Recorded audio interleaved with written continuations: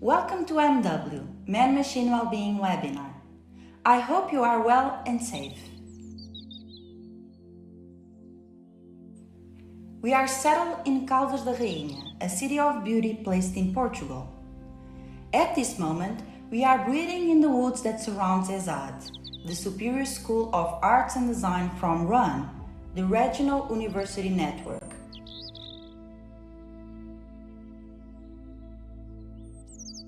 My name is HANAH, and I'm happy to announce the topic of this year's symposium named Human and Nature and Healing.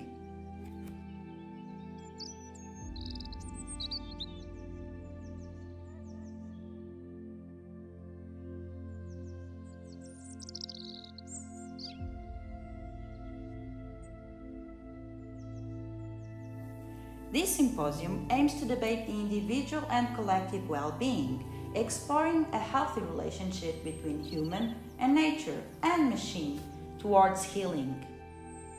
But how does design connect with healing? After the outbreak of this pandemic, humans have adapted themselves to survive and to overcome loss and low economy, looking now to a brighter future. Designers are called to answer in such demanding times for digital transformation, to envision futures that request embracing pervasive technology for health and well-being.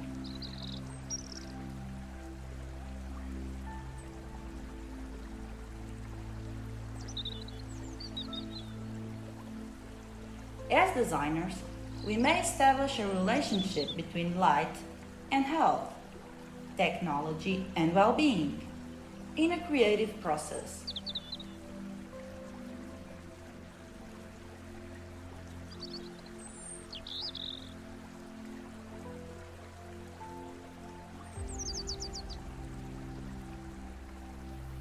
At this webinar, we will rethink the emerging technologies for bridging the gap between the health of the natural world and humanity, combining both physical and digital worlds into orchestrated human experiences such as augmented reality.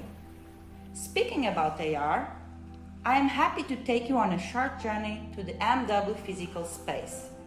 See you in a short while and enjoy this moment of breathing.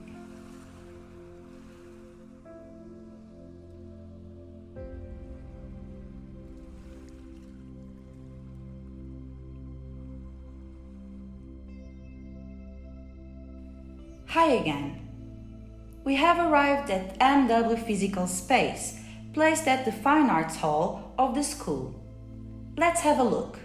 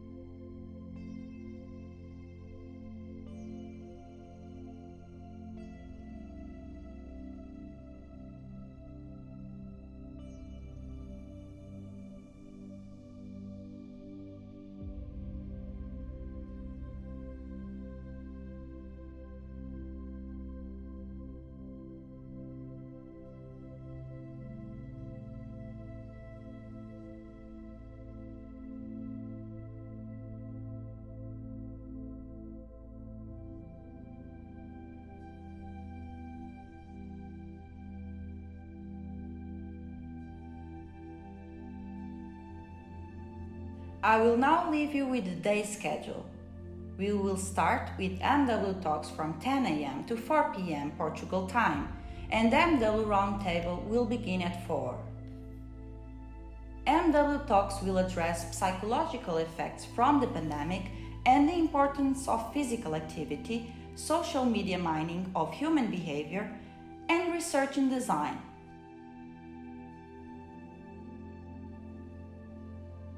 The MW Roundtable will open discussion about physics and design. science and art, culture and technology, philosophy and ethics, and light as a healing process.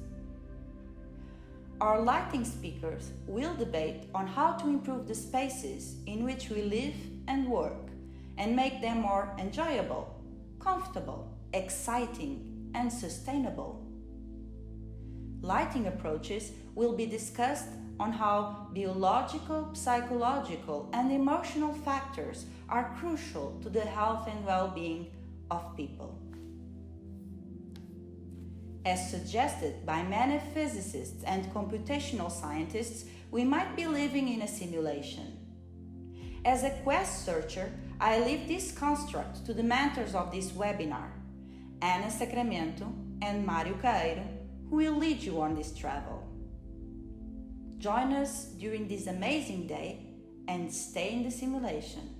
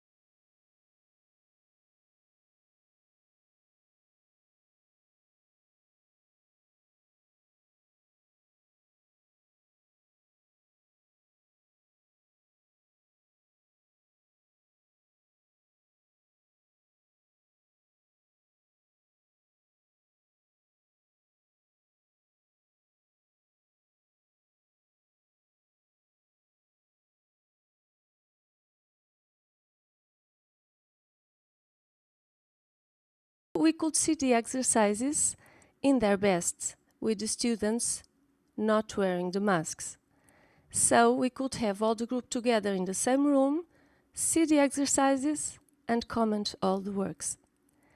We started the autumn term with the blended learning situation, but we ended having a near lockdown situation most of the time. So, with all those serious restrictions, most of the rehearsals and the discussions about works were done via Zoom, and the results were very interesting because all the groups managed the situation very smoothly and created mostly all of the works in a very, very good level. Amongst all of them, one in particular makes a lot of sense to present here, and it will be shown in this conference because it relates to the subject of this conference in several ways: human and nature and healing. So it is a 5 minutes film called I Am the Voice, made by one single student who created the concept, wrote the text, composed the music, directed the film, and acted his own film, and all the sounds are produced by his own voice. The name of the student is Francisco Salgado, and the name of the film again is I Am the Voice. Now we are going to view the film, and I hope you enjoy it.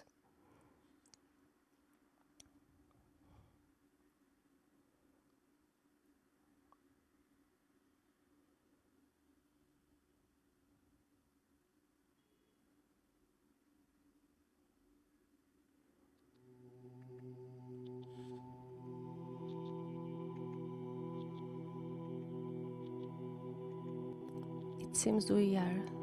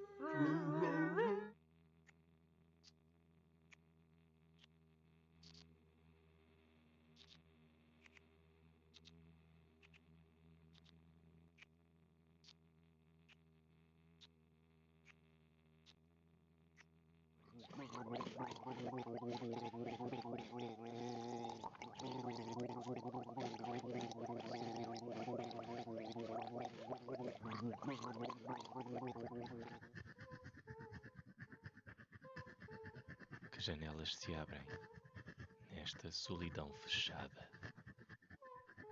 Que caminhos percorremos nestes desde tudo com nada? palavras nos confortam neste desconforto constante. Confinado aos meus pensamentos, sinto-me livre nas paisagens. Estas nuvens são carruagens para as minhas únicas viagens. Gosto muito de ti. Fica bem.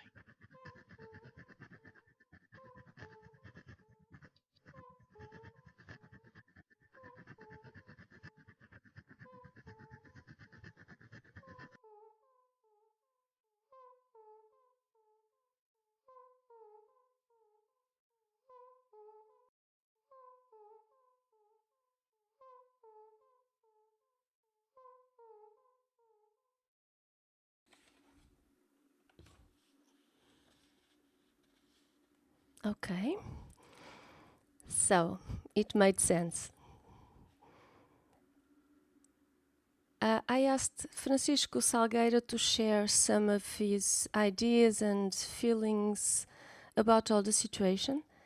And he explained to me that the project was mostly made during confinement, which helped him to define an objective for the development of the artistic object. The lockdown became the script of it and restricted himself to the tools he had at his hand.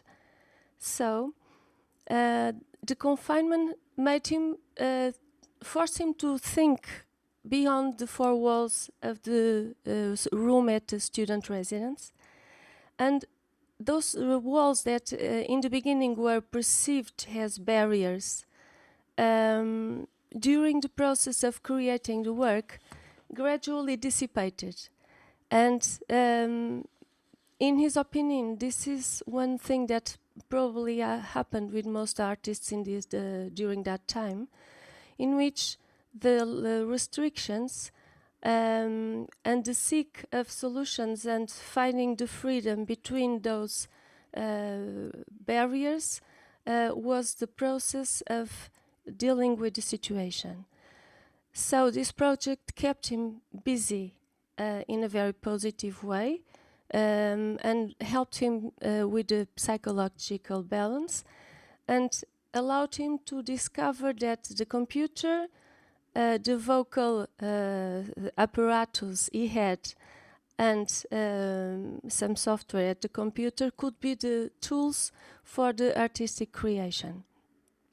I asked him about the relation with nature because the last scenes were filmed after the lockdown was finished, so we could have chosen to get other people in the video. We could made other choices, but he explained to me that he was born in the countryside, and the relationship with nature has always been a therapeutic way to deal with life and to go through life in a smoother way, because he grew up in permanent contact with nature. So that strong link emerged and is one of his solid roots. Since he moved to the city, that connection has somehow been a bit lost. So he decided to end the video with those images of a free and natural space, which has an aesthetic sense and an opposition to the limit, the limits of the physical space in the student residence, and finishing with that image of endless and open space. Always he wanted to combine the pleasure of being outside with the reflection of a personal need he always feels, and he wanted to express that in the video. So for him, what he explained to me was that the fullness of being in nature occurs when he is alone. So he decided to make everything alone in the end of the film because that's how he felt better and more comfortable.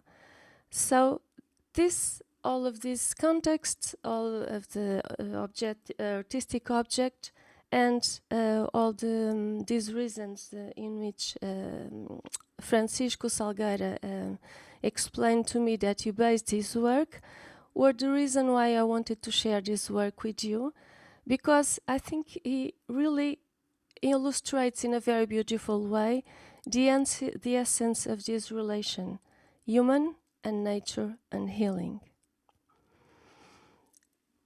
Okay, now I will make a short overview of what is going to happen. We all know that MW Talks will follow at 10:30 p.m. So the schedule we have for the MW Talks will be Professor Roberto Fini from Polytechnic of Leiria, Portugal. We'll have Abid Serker from Georgia Institute of Technology and Emory University. Then we'll have Professor Niels Wouters from the University of Melbourne. After lunchtime, we'll have Professor José Colucci from University of Texas. Nicola Henriques, which is the project manager of Silos Contentor Criativo at Caldas da Rainha in Portugal. And we'll finish our MW Talks with Catherine Demetriades, which is a physicist in CERN and a multi-scientist and inventor in Catetrix in the Matrix. So this will be our schedule for the MW Talks, and the procedures for the MW Talks will be: each speaker will have 20 minutes to make its presentation, and then we'll have a 10-minute period for question and answer.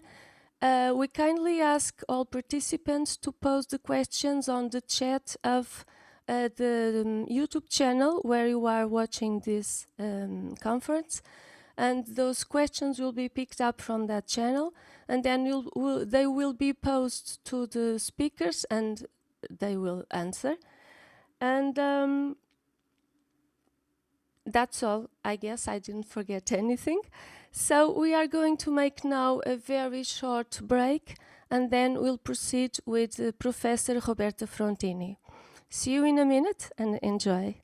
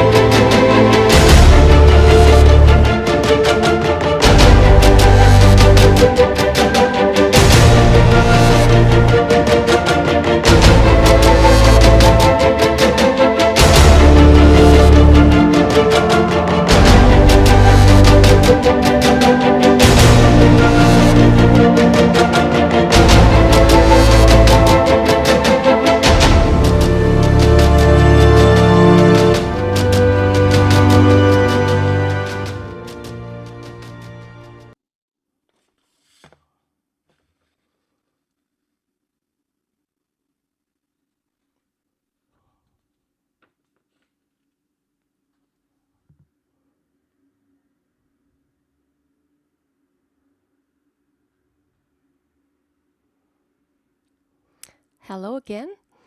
We are back to introduce our first speaker, our guest.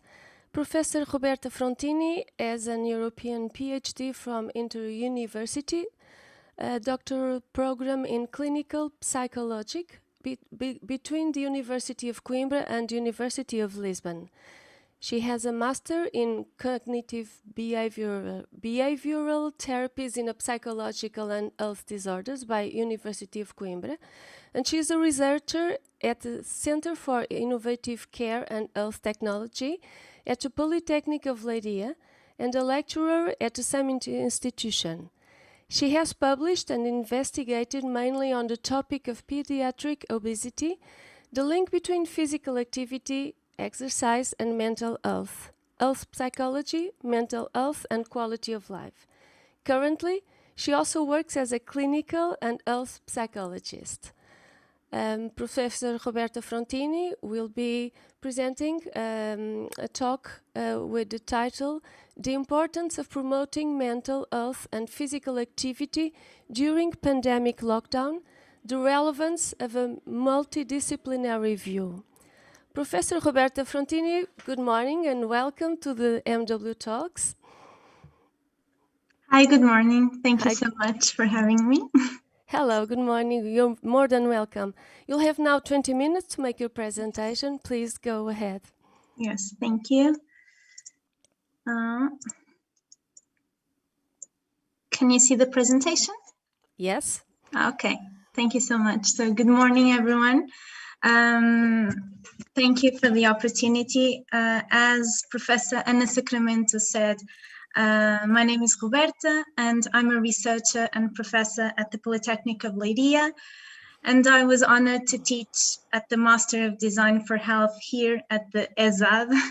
So it is really a privilege for me to be here today. So Professor Inês asked me to talk to you a little bit about some issues related to mental health and physical activity during this pandemic lockdown. For me, this connection is truly important. I've always been a great apologist of multidisciplinary teams, and I always praise the importance of working in a multidisciplinary way.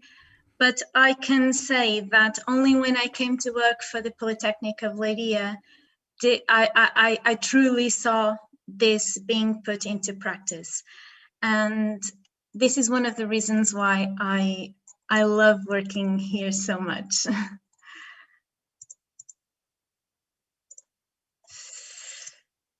Okay, I'm not going to spend much time talking about this pandemic situation because unfortunately we all know what COVID-19 is.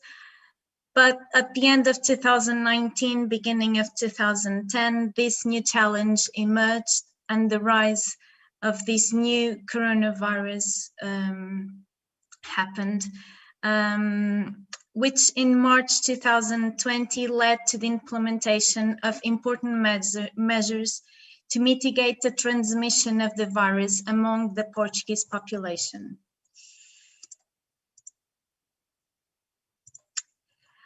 On April the 1st, 2020, a group of professors from the EPL and researchers started a series of studies in order to understand some issues related to changes in lifestyle habits in the Portuguese population. It was a set of studies headed by Professor Raul Antunes that ended up integrating me into the team. We recruited the sample online through social networks, and some national newspapers helped us to disseminate the study.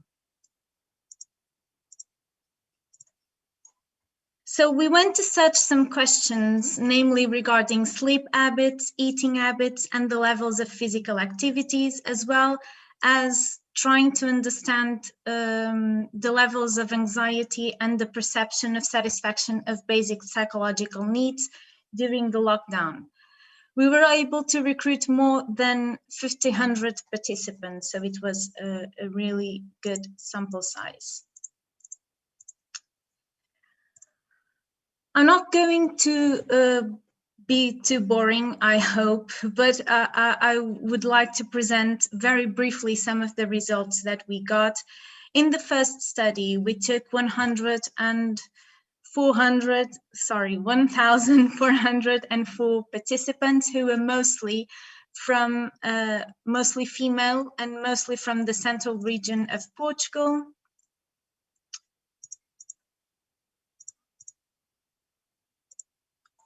We used a socio-demographic questionnaire, the International Physical Activity Questionnaire, and the Portuguese version of the State Trait Anxiety Inventory, and also the Portuguese version of Basic Need General Satisfaction Scale, which I'm not going to talk much.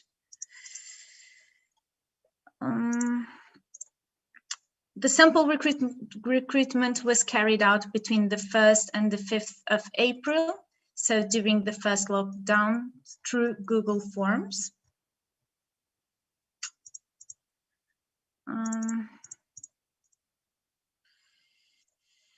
And considering sleeping habits, most participants reported maintaining routine habits, particularly the number of hours of sleep.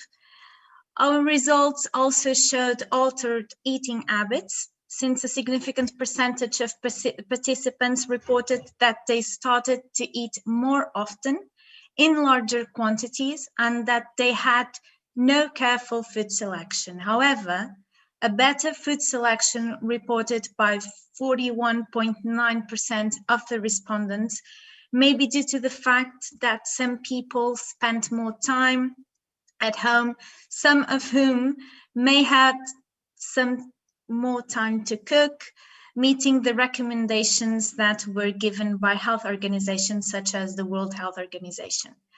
As regards to the practice of physical activity and exercise, our results revealed that most of the participants engaged in regular physical activity. These results are particularly important considering that the literature has acknowledged the positive effect and the positive impact of physical activity on mental health, particularly during social isolation and quarantine.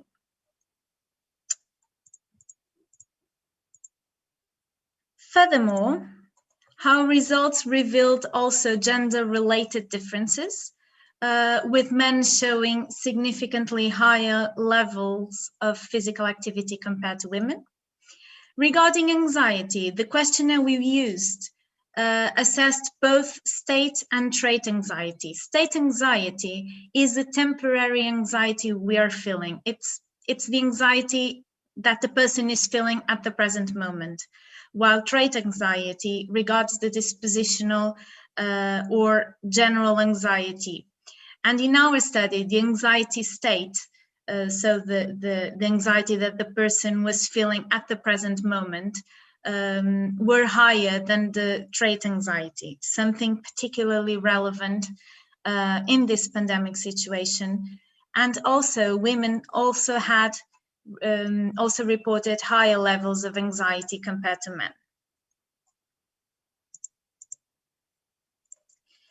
Variation associated with physical activity levels showed significant differences among groups in both trait and state anxiety. Individuals presenting higher levels of physical activity showed lower levels of anxiety, which meets the conclusions of several studies that stated that physical activity is crucial to reduce anxiety levels. And this is particularly important considering the current pandemic and all the changes associated with it, along with the impact that this period has by being a source of anxiety for everyone. I must say that in my clinical practice, I have seen a raise in anxiety levels, and people are seeking us, saying that they felt that they got more anxious after the first lockdown. Thus, this is an important finding and are in line with what I usually see in my clinical practice. And this is the reason why I spend so much time at the hospital trying to motivate people to start being more active and to seek help in order to start an exercise program, because I truly believe, and that's what research tells us, that physical activity has an important impact on the levels on anxiety symptoms, but also in other mental problems such as depression and etc.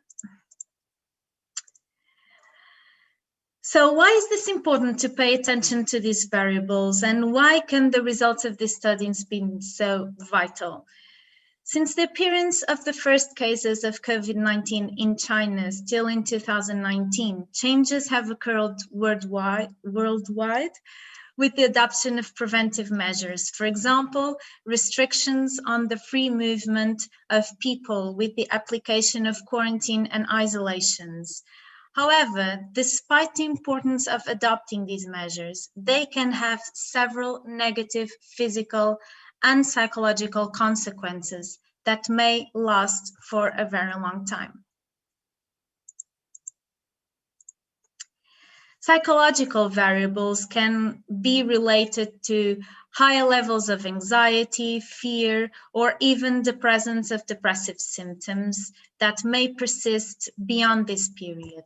And at the present moment, the progressive return to daily life, the return to work, school, gyms that were closed for a very long time, and the practice of sports, the preventive and safety measures to which we are accustomed, the promise of a vaccine with an important efficacy, the appearance of new strains, and the increase in cases of the increase of the number of deaths in our country. All of these issues have contributed to important feelings of uncertainty and fear in the population. And thus, there is a growing need for studies in these areas, especially considering the negative psychological consequences of this situation in which we are living. It is extremely important to understand the impact that these results, for example, the impact of an increase in anxiety levels, can have in various dimensions of individual lives.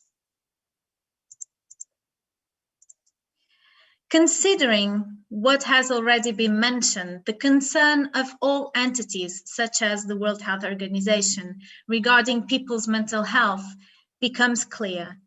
And therefore, it is extremely important to identify and implement strategies in order to prevent mental health problems.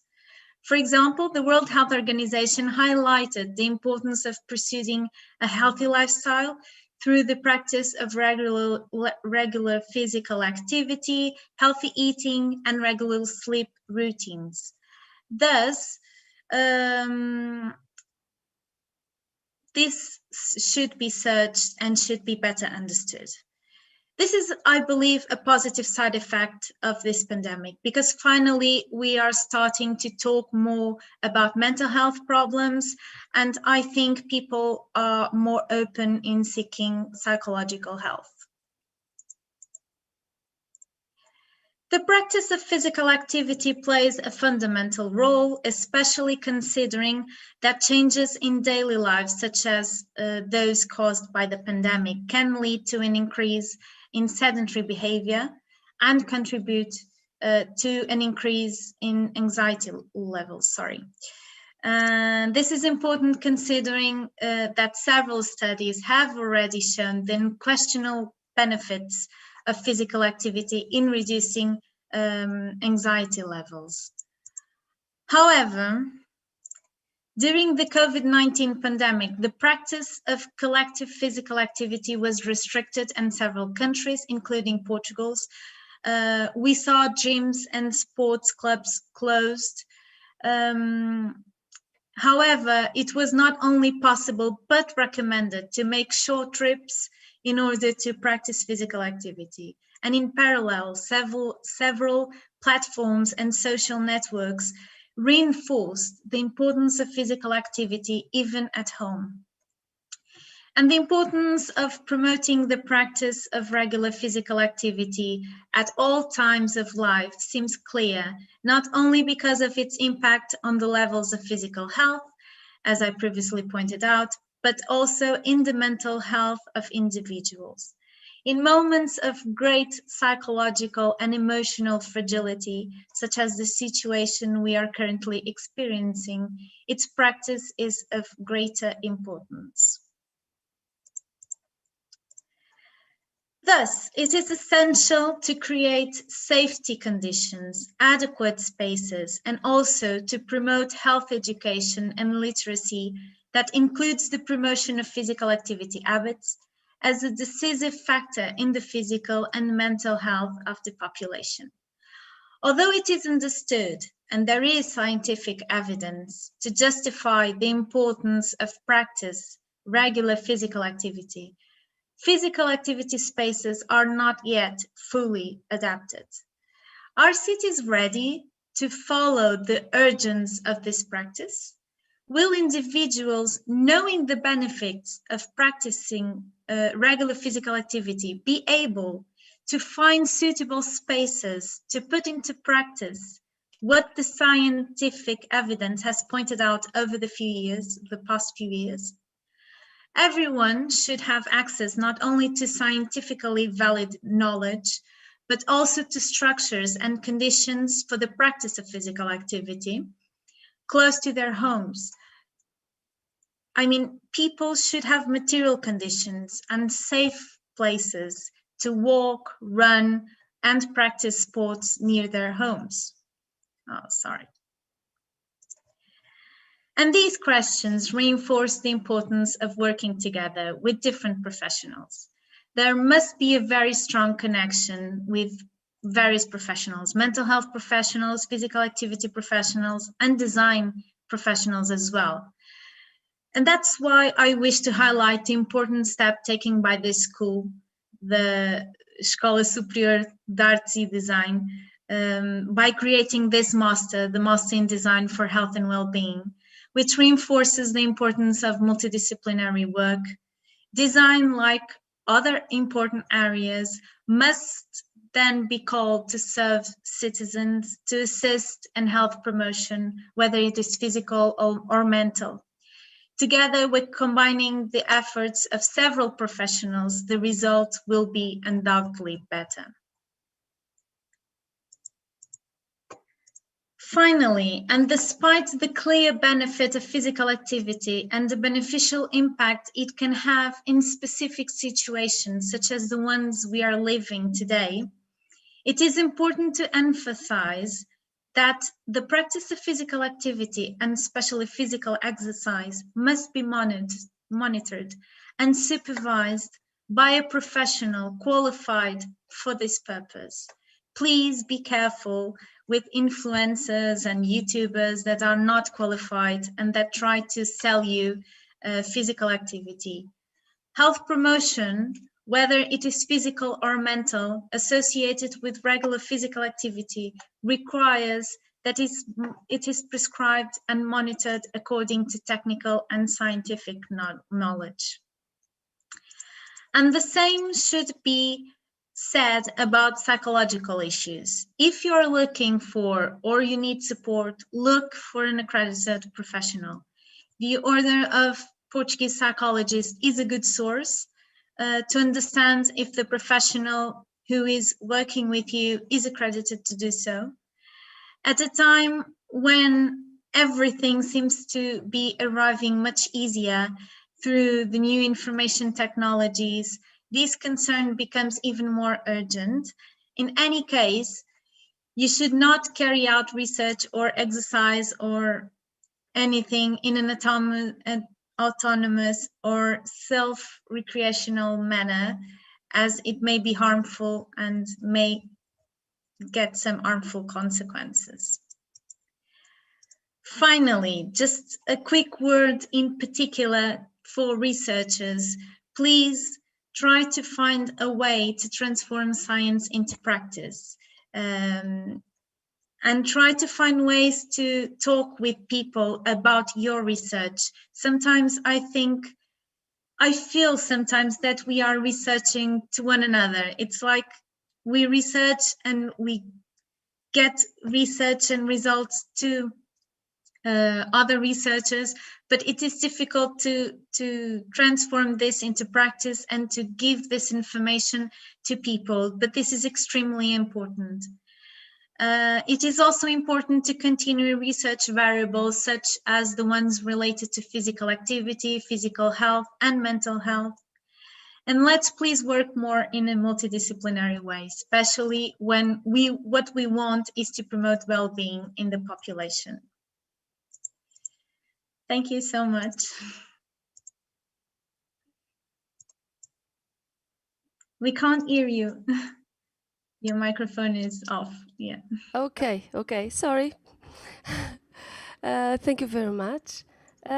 We already have one question here. Okay. And the question is, how was the experience of teaching this matter subject in the course of design for health and well-being? How was it? It was great.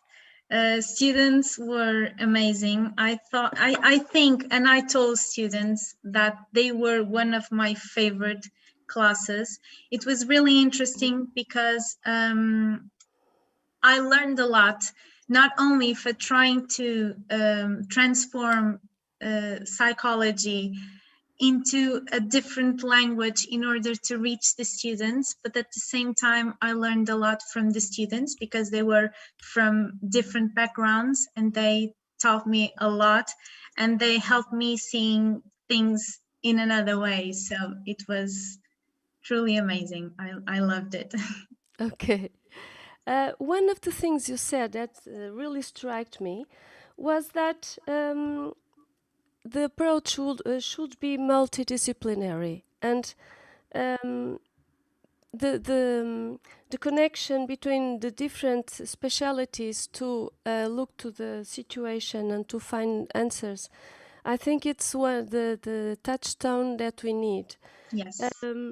Because the pandemic really made us slow down. We were in a very, very fast track, and really we had to slow down. And then we slowed down too much. So physically we slowed down too much. But then we started, as you said, looking at the mental issues that were underlooked in our Yeah. society. And to approach those mental health problems, I think that the multidisciplinary approach would be very very useful, and it will make the results much better. Yes.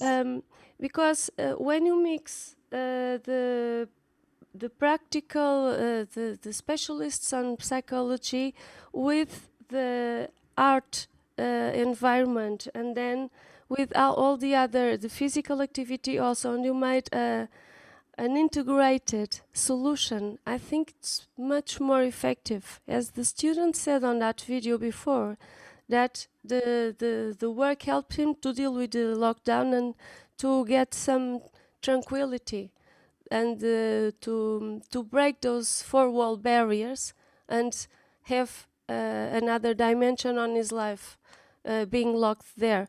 And I think that if we think about this situation and apply it to the mental health issues, we can get a much better solution. What do you think? Yeah, absolutely. And we truly need to see things this way, in a holistic way, because we are not just we have mental components, and if we want to work with a person and if we want to promote their well-being, there are a lot of different things we need to look at. We need to look at healthy habits, we need to look at their physical activities, we need to look at their mental health, and we all need to work to promote that in a very holistic way. There's no other way, I think. Okay, yeah. You already said in your presentation that psychological effects can remain after the pandemic. Yes. They will remain. It stays some kind of a trauma that really gets a change on people. Do you think? Well, we know that traumatic events such as the one we are living right now can lead to problems that are lost longing. So, of course, we can't predict that 100%, but there's a chance that some people will have some kind of problems in the future. At the same time, it's not only the trauma of COVID-19, it's also the measures that we saw the government taking, which were very important to mitigate the virus. the measure themselves will have some effect as well. The physical isolation that we were put will have some consequences. They were important, but they will have some consequences. And that's why we all should work right now in order to try to find preventive ways and to find solutions to start working with these people right away. Okay, okay. So you think that we should get multidisciplinary teams to work with who? You said the investigators are talking one to each other, and the transfer of the knowledge to the society is not. Sometimes I don't think it is. It's not happening fully, at least to the extent that we need, right? Yes, of course. I think things are changing, but we still need to work on that. Sometimes we research a lot and there are a lot of papers coming out, but papers are written in a certain way. They're not fully prepared for everyone. We need to put the research into practice and try to find ways to deliver the knowledge in another way. This is another thing where design can help us. Designers could help us. Okay, yeah, I guess so. I have here one last question for you. Okay. And it is, are there any known associations between the COVID-19 lockdown measures and substance use? There has been some studies as well. We know alcohol consumption rose. We also know that there were some changes in substance abuse as well, because people were having more difficulties reaching drugs, for instance. There has been also some changes in smoking habits. And that's interesting because some people saw these opportunities to stop smoking, but at the same time, I saw a lot of people starting to smoke again because they were more anxious, and so they started doing it again. So I think there's a lot of research that could be done in this area as well. So a lot of work to be done yet. Yes, I think so. Okay, Roberta, we thank you very much for your great presentation, and hope you stay with us for the rest of the conference. Thank See you. you in a minute. Thank you. So now we have a short break.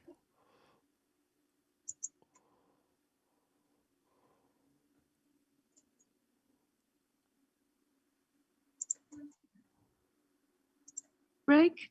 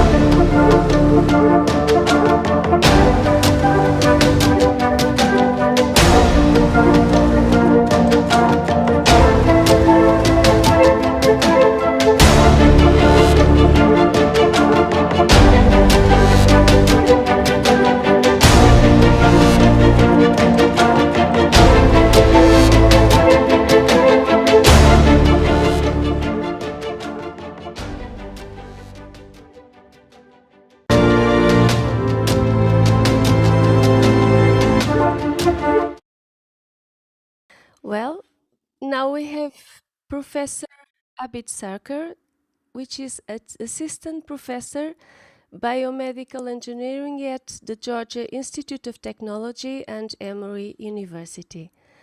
Professor Serker is an assistant and professor at the Department of Biomedical Informatics, School of Medicine in Emory University.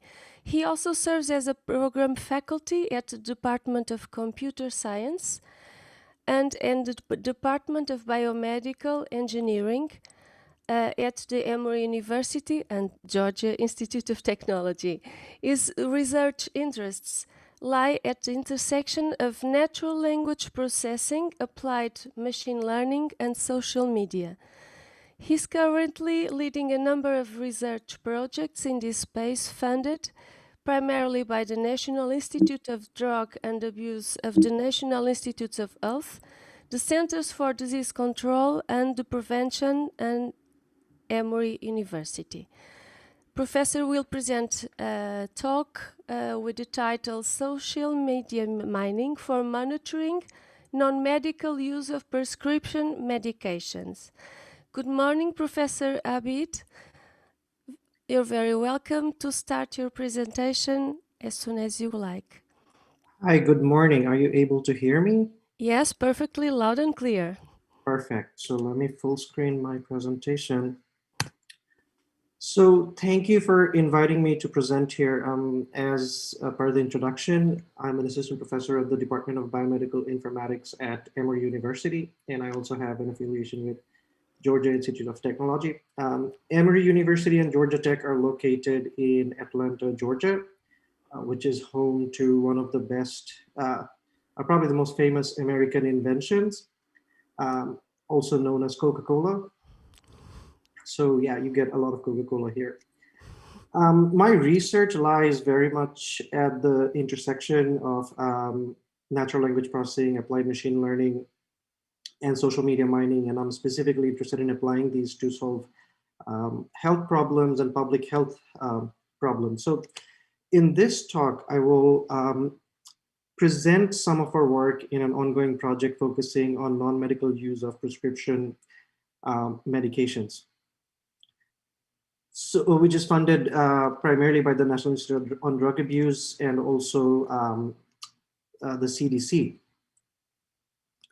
So let me provide a bit of background about the problem. Why do we want to monitor prescription drug abuse? Prescription drug abuse or drug abuse in general is a major problem in the United States specifically. As you can see from the charts here, which are from NIDA, in 2019 only, there were over 70,000 deaths associated with drug overdose. Most of this drug overdose is driven by opioids, which includes heroin, fentanyl, and also prescription opioids like pain relievers, such as oxycodone, hydrocodone, and so on. But it is not limited to these opioids. There are also other substances involved in, sorry, are you able to see my slide changes? I have YouTube on as well, and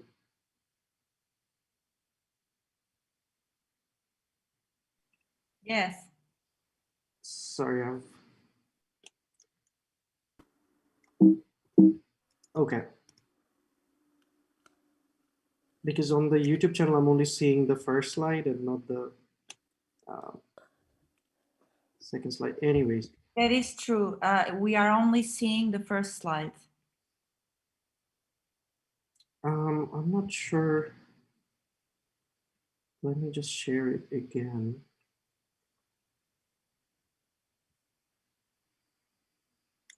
Yeah. Now Okay. Thanks. Now it changed. All right. So it is driven by multiple multiple categories of drugs, such as opioids, and there are also benzodiazepines. And recently, there is a rise in the use of stimulants, such as methamphetamines, and also prescription stimulants, such as Adderall or Vivancy, and so on. So considering this major crisis that is going on, and especially with the pandemic, there are some preliminary anecdotal evidence that the problem is even growing more. But This also poses a massive problem in terms of surveillance, because as you can see from here, we only have final numbers from the year 2019, and this is already 2021. So by the time we will get to know what happened in 2021, it will already be something like 2023. So typically by the time we find out the state of the crisis, it has already advanced or changed in form. And as a result, traditional surveillance methods are typically not very effective. What is needed are more advanced or novel surveillance platforms that can provide more real-time access to data. And that is where social media comes in. So whenever I sort of tell people that social media can be used for surveillance of prescription drugs or drug abuse in general, people ask me, do people actually talk about these things on social media? And the answer is yes, they do. As you can see from here, I've pasted some examples of how people talk about non-medical use of prescription drugs. And I just want to clarify, the reason we are interested in prescription drugs is because within the USA, a lot of the, a significant reason behind the spread of the crisis were prescription drugs. People were prescribed painkiller opioids very liberally at the beginning of the millennium. And then over the years, this turned into a massive problem because people transitioned to illicit substances like heroin and fentanyl, which can be deadly. So here are some examples, slightly edited so that you cannot go and search for these people up. But this shows how the many different ways people express prescription drug abuse or non-medical use of prescription drugs. They typically talk about what drugs they're taking, often the quantity of the drugs, and also often the route of intake. For example, the fourth example here, we can see snorted a line of oxy. So snorting is essentially taking it through your nose and so on. And oxy is the sort of a street name for oxycodone or OxyContin. Some of the other things that we can see here are the spelling variants that are being used. Medication names are very difficult to spell, which poses a challenge for understanding. So to convert this into actionable knowledge that can be used by public health professionals or medical experts, what is needed are elaborate natural language processing pipelines that can understand the chatter, characterize it automatically. So early on in our work, we proposed an elaborate pipeline for data collection from social media, categorization of it, and then analysis of the chatter over time. And we have refined the timeline over time and have published some of the approaches to help other researchers as well. So one of our early works to validate the possibility of using this, using social media as a monitoring platform, we conducted a study with 3 prescription medications, namely OxyContin, which is an opioid, Seroquel, which is a benzodiazepine, and Adderall, which is a stimulant. So the 3 different categories of drugs, and but all are prone to misuse. And we also compared it to posts about a non-abuse prone medication, metformin. We manually labeled, coded, or annotated the tweets, and then computed agreement among human experts, because even for humans, it's sometimes difficult to understand if something represents non-medical use or medical use. Once we have annotated the data, what we typically do is we train machine learning algorithms to understand the chatter so that we can automate this monitoring methodology. And from our initial experiments, we got very encouraging results. We found that machine learning models can relatively accurately pick up non-medical use-related chatter, although it's very difficult. So following that pilot study, we extended our work to include a large number of medications, including opioids, benzodiazepines, atypical antipsychotics, and central nervous system stimulants. We also, to customize our methods for social media, what we did was, along with the real spellings, we automatically generate in a data-centric manner common misspellings, and then we use that to collect data. Using these posts about these medications, we collected a total of, or we annotated a total of around 16,000 Twitter posts manually, which took a fair amount of time. And then we experimented with a number of different machine learning models to find out which models have the highest agreement with human experts. Once the models were trained, we then sort of applied or deployed the model to characterize automatically streaming Twitter data. And the distribution of the data looks something like this, where each of the drug categories have abuse-related posts, consumption-related posts. So that is a big difference between illicit drugs and prescription drugs. In illicit drugs, such as heroin, if someone says, I took some heroin, which people often talk about on social media, it is already assumed to be abuse or non-medical use.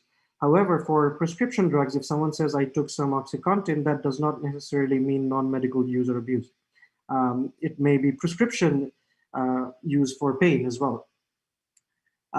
So we found that most of the chatter is actually about just mentioning the drugs. There's a lot of talk in the US specifically about opioids. So a lot of the talk will be like, this happened with opioids, or this many people died of OxyContin, or awareness programs and so on. Only a small portion of the medications represent, or the posts represent, non-medical use or abuse, which makes it a very challenging task for machine learning algorithms. But recent transformer-based approaches, which are the state of the art in NLP right now, using those transformer-based approaches, we ended up getting fairly high accuracy in characterizing the medications. So the good thing is, once we have an automatic characterization or classification method, we can deploy it on streaming data, and we can automatically find out volumes of non-medical use related posts. And then we can also, if there is geolocation information available, we can also look at where the non-medical user abuse related posts are coming from. So we applied in our pipeline geolocation estimation methods and also cohort characterization methods. Our ongoing work is on age group and race, but we have recently proposed a simple but effective mechanism to estimate gender at the population level from these posts. So let me quickly outline some of these studies that we have completed. So when we were working with geolocation-based analysis, we focused on the state of Pennsylvania. No specific reason for choosing Pennsylvania other than that I was in Pennsylvania when we were doing the study. So what we wanted to see was if the reports on Twitter correlate with actual overdose death rates that are compiled by the CDC from past data. So if our methods have high correlation or significant correlation, that means that we can use it in real time to understand the trajectory of the opioid crisis or the drug abuse crisis. And as you can see here, for almost all measures, we found correlations between prescription drug use reports, or non-medical use reports, and traditional survey-based outcomes. So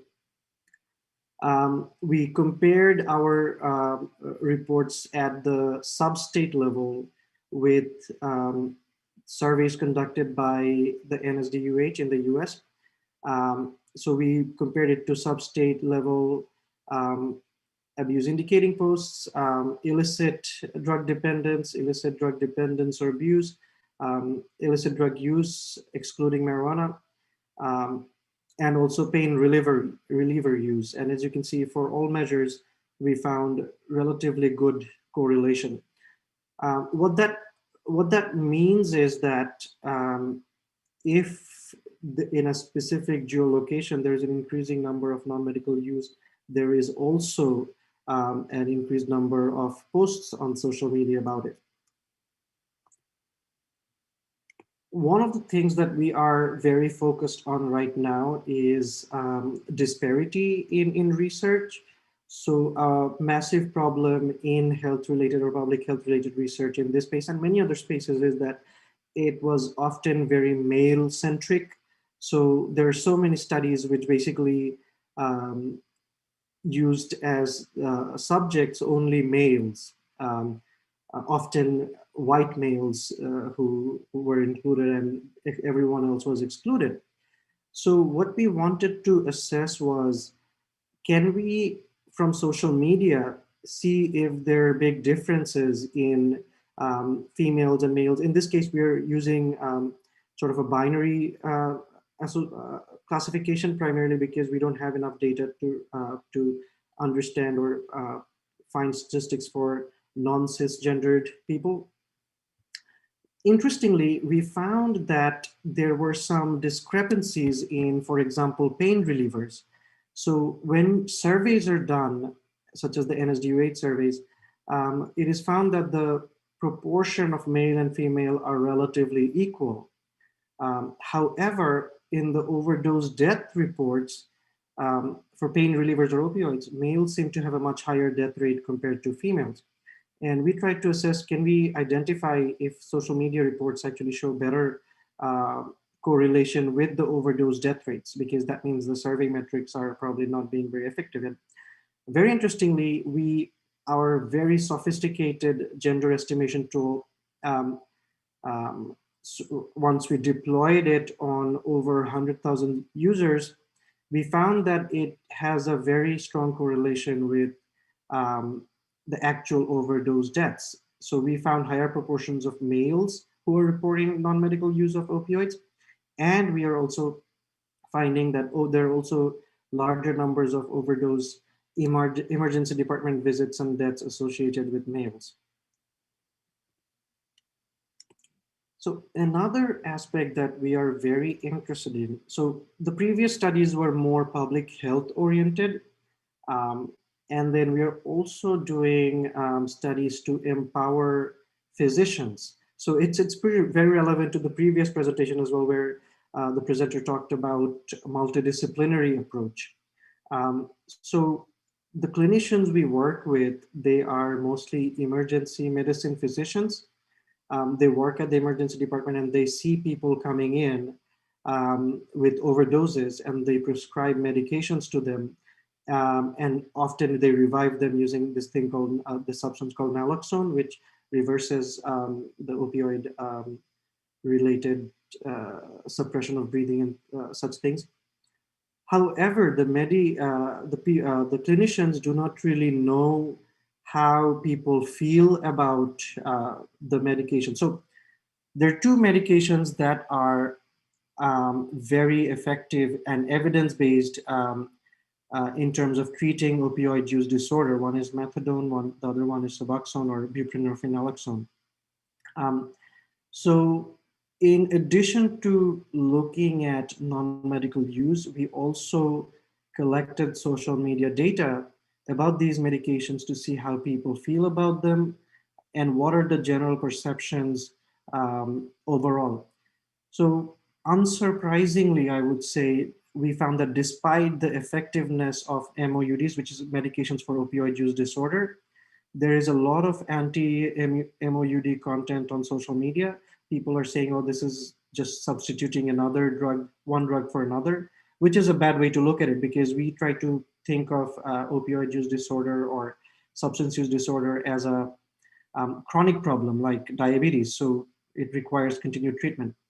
We also found a lot of stigma associated with it on social media. So, and this stigma we suspect serves as a barrier to treatment, a long-term treatment, and controlling this opioid epidemic. So, in addition to Twitter, we are increasingly starting to use Reddit for providing or empowering our physicians as well. Reddit is very different from Twitter in the sense that the primary basis of Reddit is that it allows users to post anonymously. And so once we started mining data from Reddit, we found very interesting and ways in which users self-manage their opioid use disorder. For example, physicians, when they encounter people with opioid use disorder, they provide them the medication such as buprenorphine, naloxone, but they don't know how the users use it. And then what we found on Reddit was that very elaborate discussions about how people start using with a specific dose, and then they slowly taper down over time. And then this is basically crowdsourcing strategies for effective treatment. For example, we found that a common stopping point or people at which people jump off from the medication is 0.063 milligrams or 0.125 milligrams.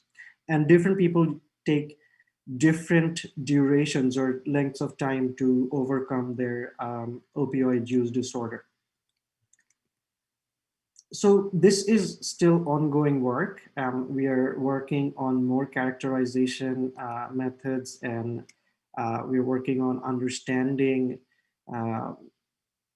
substance use disorder better. So some of the take-home messages for our ongoing work is that social media encapsulates an abundance of information relevant for toxicovigilance. This area of research, we call it toxicovigilance because it's monitoring toxic exposures to substances. What we need is, however, to build or effectively use this social media data is advanced natural language processing and machine learning methods to make the data useful for domain experts. And there are many opportunities to help people who are at the front line of addressing this crisis with the knowledge extracted from social media. It became even more useful during the pandemic because clinic visits actually got reduced significantly during the pandemic. And a lot of research, the physicians actually came to us to ask for ways in which they could use social media to understand what is going on. So the question at the end of the day is not if social media can play a role in public health, but what role it can play and how it can be best utilized to understand the drug abuse epidemic and to address the crisis. So that brings me to the end of my talk. I would like to thank our different funders, which is the National Institute on Drug Abuse, the Pennsylvania Department of Health, Emory University, and the Centers for Disease Control and Prevention. If you have any questions, I'm happy to answer those. You are also most welcome to email me.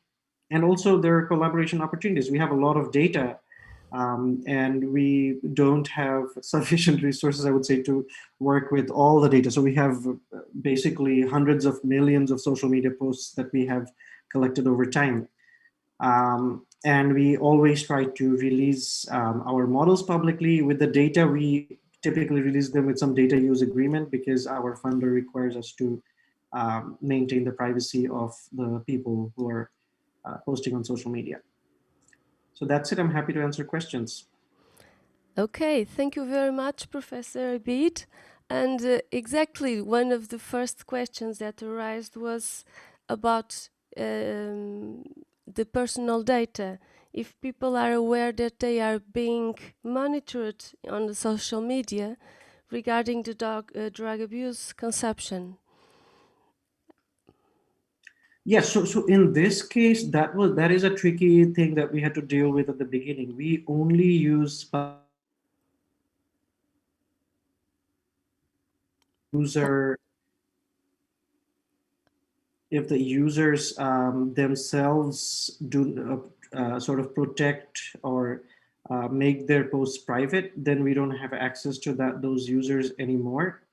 Um, at the same time, on Reddit, for example, all the users are anonymous anyways, and the data is public. So we never work with or try to follow users and collect data that is not publicly available.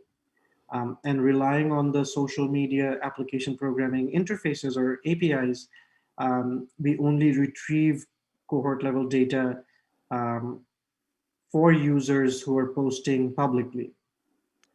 Okay, and another question that I have for you is that is it possible to previously detect any medical pathology as a type of social media consumed in this time of pandemic? Um, um, that's a very general question, but I believe yes. There are I would say behavioral trends that we are working on now. So, based on the longitudinal data of users, we are finding some considerable differences in even if we remove their posts about the medications or drugs, we can identify behavioral patterns over time that may indicate more or sort of identify users who are more at risk um, of getting addicted to opioids and or even stimulants and benzodiazepines. Okay, Mhm. thank you. One last question. How long does it take from the time you collect the data until the moment you get the results available for the medical community?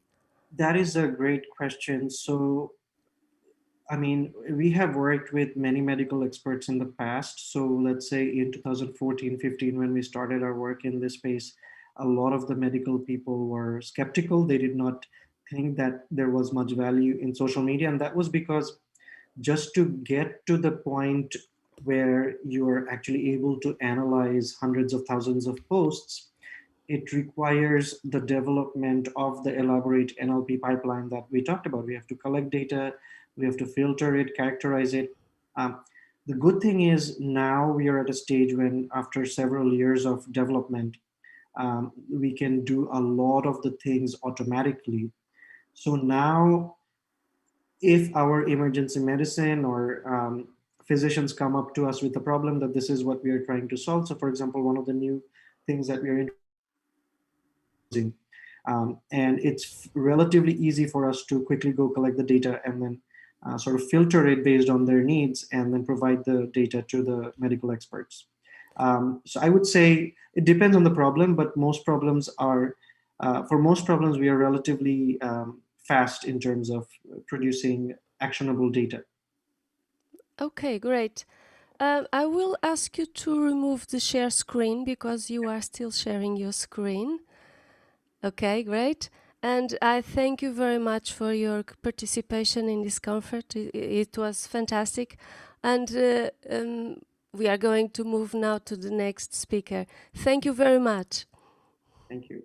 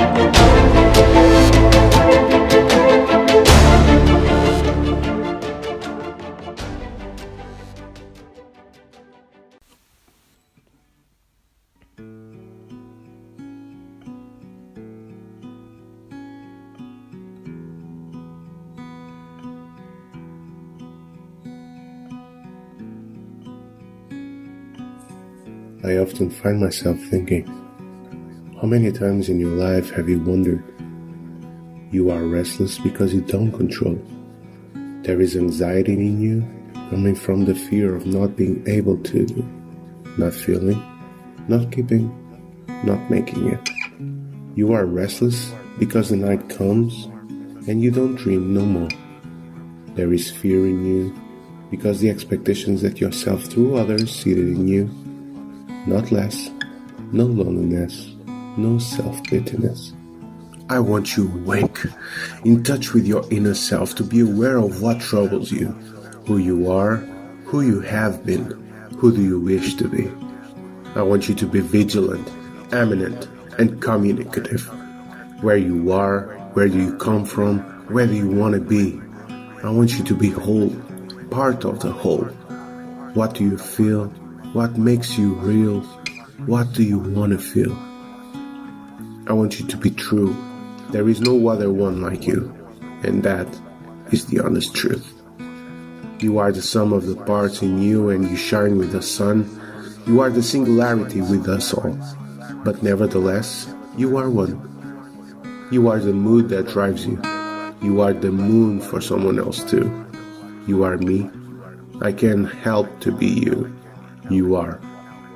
Therefore, who do you want to be?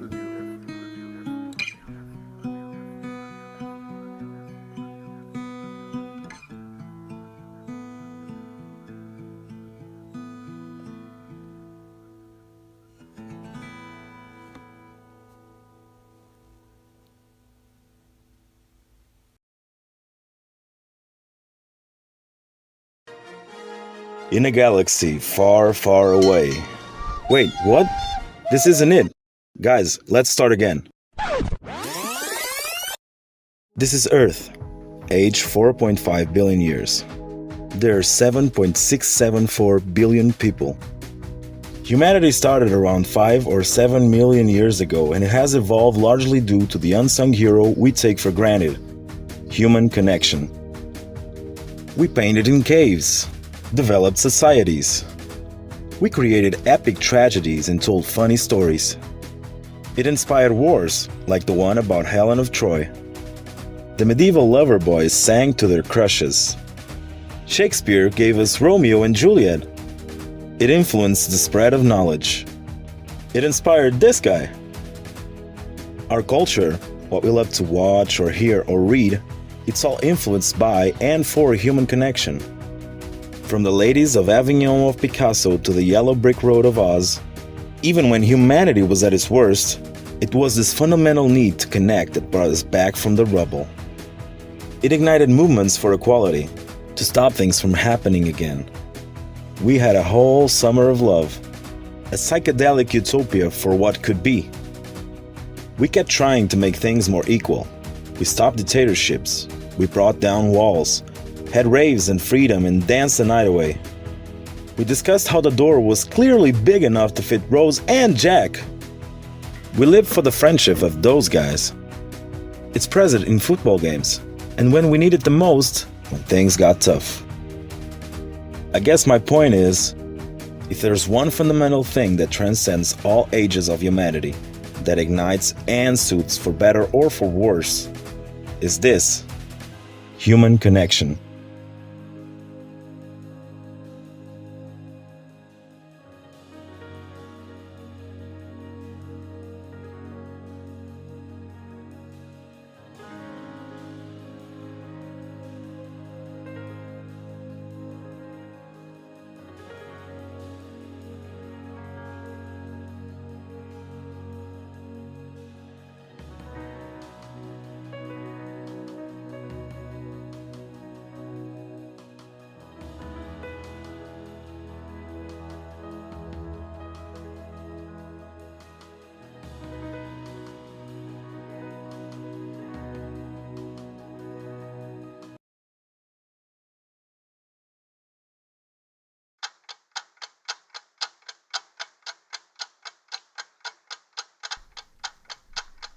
Ei! Olha, queria convidar-te para passares o dia hoje comigo. Bem, Queria convidar-te para fazer desporto. Nha, tô ocupado. Não me pergunte por quê, porque nem eu sei. Mas porquê que toda a gente está ocupada em não fazer nada? Boa questão. O que está a ocupar ou roubar tanto tempo às pessoas? Bom, o Ocidente perdeu o norte face ao sentido da vida. Este problema emerge no seio de uma sociedade completamente submissa ao mundo hedónico dos mídias digitais. Esse mundo está desenhado para encaminhar o gato a comportamentos aditivos que o distrai dos verdadeiros problemas do mundo real e, consequentemente, acaba por colocá-lo a questionar a sua existência em carne e osso. Mas este problema agravou-se no primeiro trimestre de 2020. A pandemia fez o número de utilizadores ativos nas redes sociais disparar em 490 milhões de utilizadores e, ao mesmo tempo, o confinamento impedia a população de realizar a sua rotina habitual. Com isto, o stress aumentou e os problemas de saúde mental vieram ao de cima. E o curioso no meio disto tudo é que estes problemas cresciam à medida que as atividades diárias eram proibidas. Para combater estas emoções negativas o mais rápido possível, as pessoas refugiaram-se nos mídias digitais de visão hedónica. O problema é que não só o uso excessivo criou dependência nestas plataformas, como também deixou os utilizadores expostos a todo o tipo de informação que acabou por afetar o seu estado emocional. Para reforçar esta afirmação, observemos os seguintes dados. Num total de 144 pessoas, 114 afirma que as notícias impactaram o estado emocional de forma negativa. Bom, isto deixa espaço para apenas uma conclusão. Os mídias digitais estão a destruir o sentido da vida. E porquê? Para responder melhor a esta pergunta, vou-vos dar a conhecer 3 personagens: a raposa, o gato e o cavalo. Vamos começar com a raposa, a representante dos mídias digitais. A raposa é uma figura manhosa, manipuladora e demoníaca que tem como objetivo fazer com que o gato passe o maior número de horas possíveis a consumir o seu produto. Dentro do seu produto, os utilizadores são manipulados de maneira a que o seu pensamento seja moldado de acordo com os interesses da raposa. O que eu quero dizer com isto é que os gatos estão a cair na ratoeira, como ratos à procura do queijo, e deste modo contribuir para a construção de um mundo idealizado pela raposa. Em falar de utilizadores, olhemos para o gato. O gato representa a visão hedónica dos mídias digitais. Esta é uma personagem preguiçosa e sem rumo de vida, em que a sua rotina passa única e exclusivamente pelo consumo de conteúdos banais, que a colocam numa perigosa zona de conforto. Com a excessiva difusão de informação duvidosa, o gato começa a rejeitar um dos pilares da retórica de Aristóteles, o logos, que corresponde à lógica e à razão. Ora, rejeitando o logos, torna-se difícil para o gato distinguir o certo do errado. Esta incerteza e insegurança face ao mundo real coloca esta personagem numa posição vulnerável à depressão e à ansiedade, fazendo a sua vida um mar de infelicidade e sem nenhum rumo em concreto. Mas para cada gato há um cavalo. Esta personagem representa a visão eudaimónica. O cavalo não foge aos problemas, ele enfrenta-os. O cavalo não teme o sofrimento existente ao longo do processo de obter uma recompensa maior. Uma recompensa que o faça crescer a um nível individual, social e transcendente. E como é que este problema está relacionado com a sociedade ocidental? Bem, o que os dados nos dizem é que, mesmo sabendo das consequências negativas a longo prazo criadas pelo uso excessivo dos mídias digitais, os utilizadores continuam com a mesma passividade face a este problema. Então, e se este dado nos levar à conclusão que, de facto, existe um gosto pelo sofrimento na sociedade ocidental? Esta é uma hipótese real.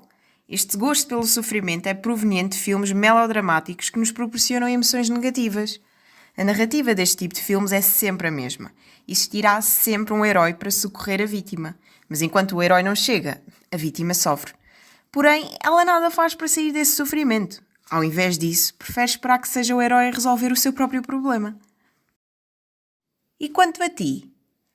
A tua vida tem sentido?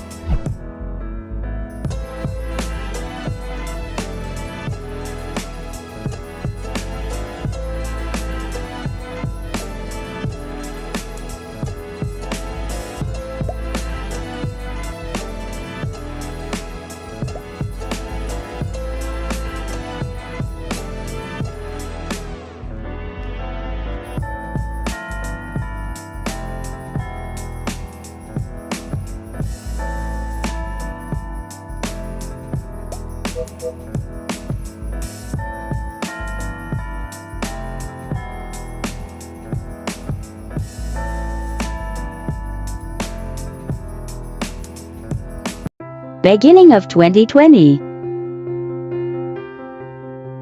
Something tragic happened.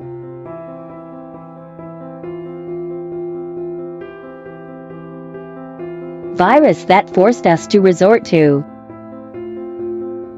social isolation, causing the distance of the people we love most. And the world suffered changes. Statistics of time spent in TikTok before the pandemic. After the pandemic. To combat stress, the majority of the population resorted to the media, for example, Instagram, TikTok, Twitter, Pinterest, and Tinder. Statistics about who uses and does not use the app. Before the pandemic. After the pandemic. Generation Z. Generation Y. Generation X. All these generations began to interact with the app. People's comments about the app. This app is good. The app entertained me. I laughed a lot. It's a good way to abstract from the pandemic. I love it. It has several interesting contents. The app can be used for fun,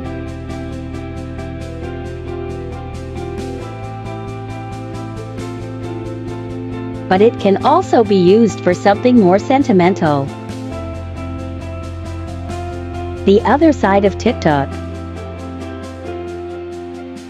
People's comments about the app. I feel bad because the app accepts a lot of wrong content. The TikTok community can sometimes be toxic and send people down. I noticed that I spend more and more time in the app. I was worried and that's why I deleted him. I'm glad I've deleted it. As we know, addiction is a very serious consequence and affects our mental health. Just like cyberbullying.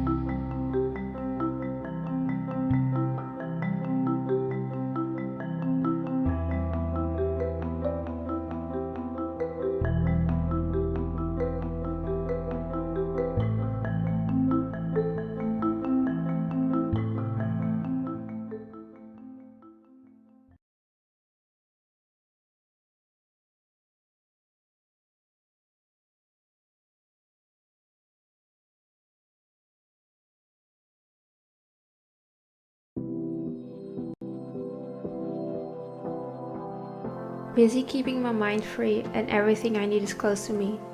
A moment in my bubbly bubble, this is where I like to be. In this infinite puzzle that only makes sense to me. And every piece of information I will use in my work creation. There you can find euphoria and anything from your imagination. So go to your virtual utopia, but don't get lost in this conceptualization.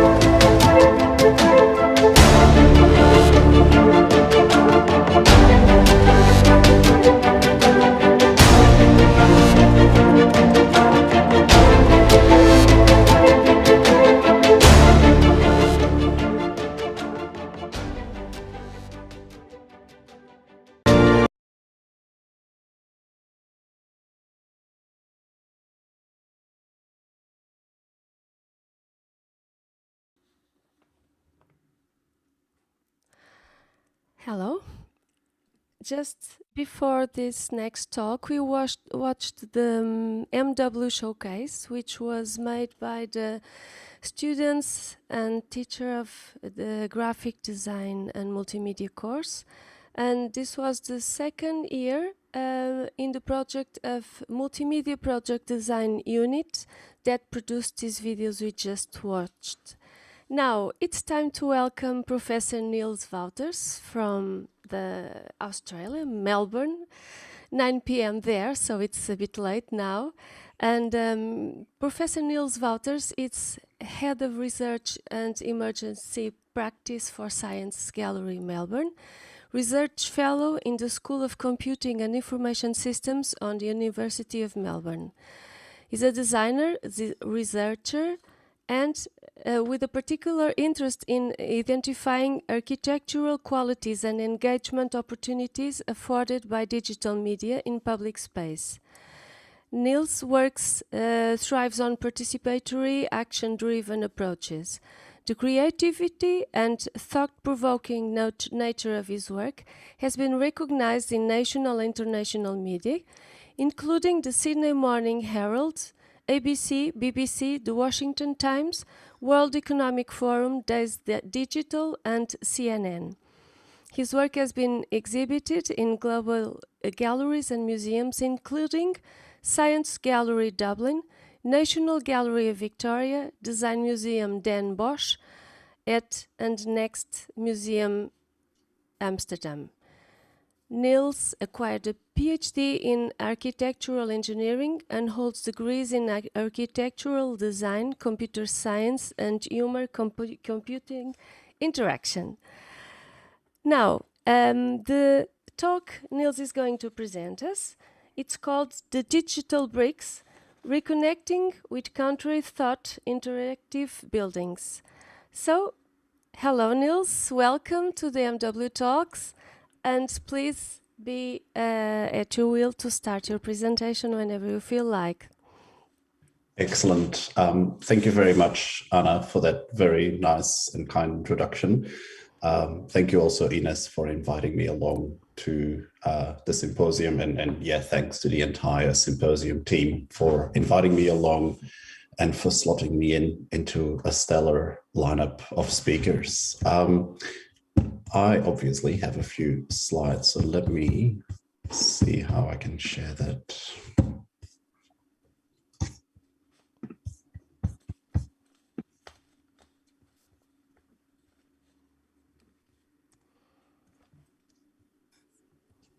Jeez.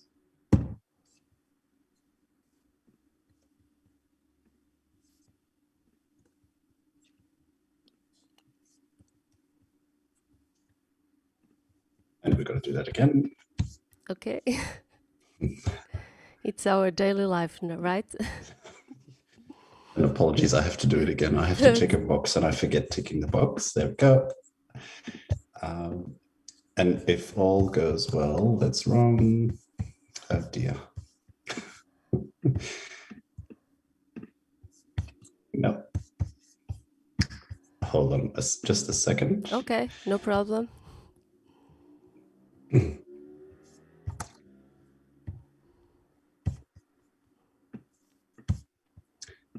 See, the problem of working with multiple screens is that people always pick the wrong screen to share. Here we go. Now I just have to find the play button. There we go. If all goes well, Anna, if you can just confirm that you can see my opening slide on your screen.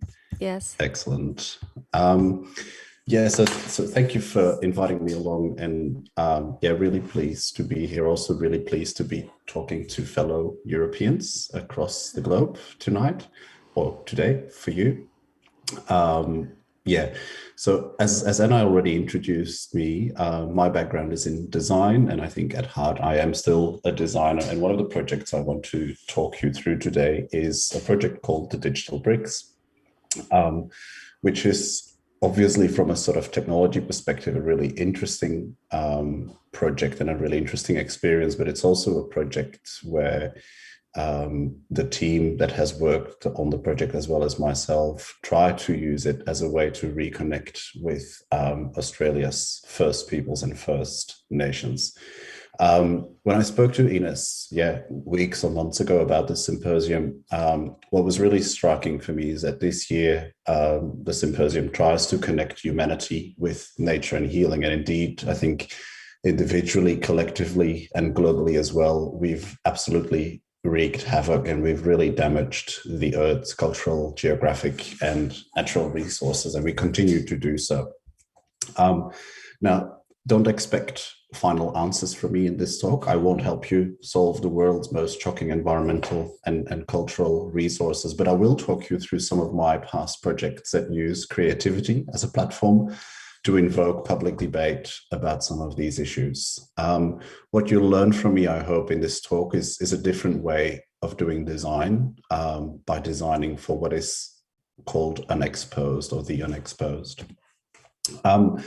Before I start, I want to acknowledge the traditional custodians of the lands where I work, where I play, where I create and live. This acknowledgement of country is common practice in Australia, for those of you not too familiar with Australia and our practices. It's a way for us to show our respect for Aboriginal and Torres Strait Islander communities that for millennia have lived and created on this country, and that are still the true custodians of this land. Acknowledging country is something that I feel very proud to do. I'm a new person here in Australia, and as every single day I get to live and enjoy this land, its people, knowledge, and the culture. As I live in the north of Melbourne, I want to pay my respects specifically to the Wurundjeri people of the Kulin Nation, their elders, past, present, and emerging. I'm an architect by training, and I grew up in Antwerp, in Belgium, so not too far away from where you are at, I suspect. And Antwerp has this really interesting sort of community nearby across the main river, which is a very sort of modernist design.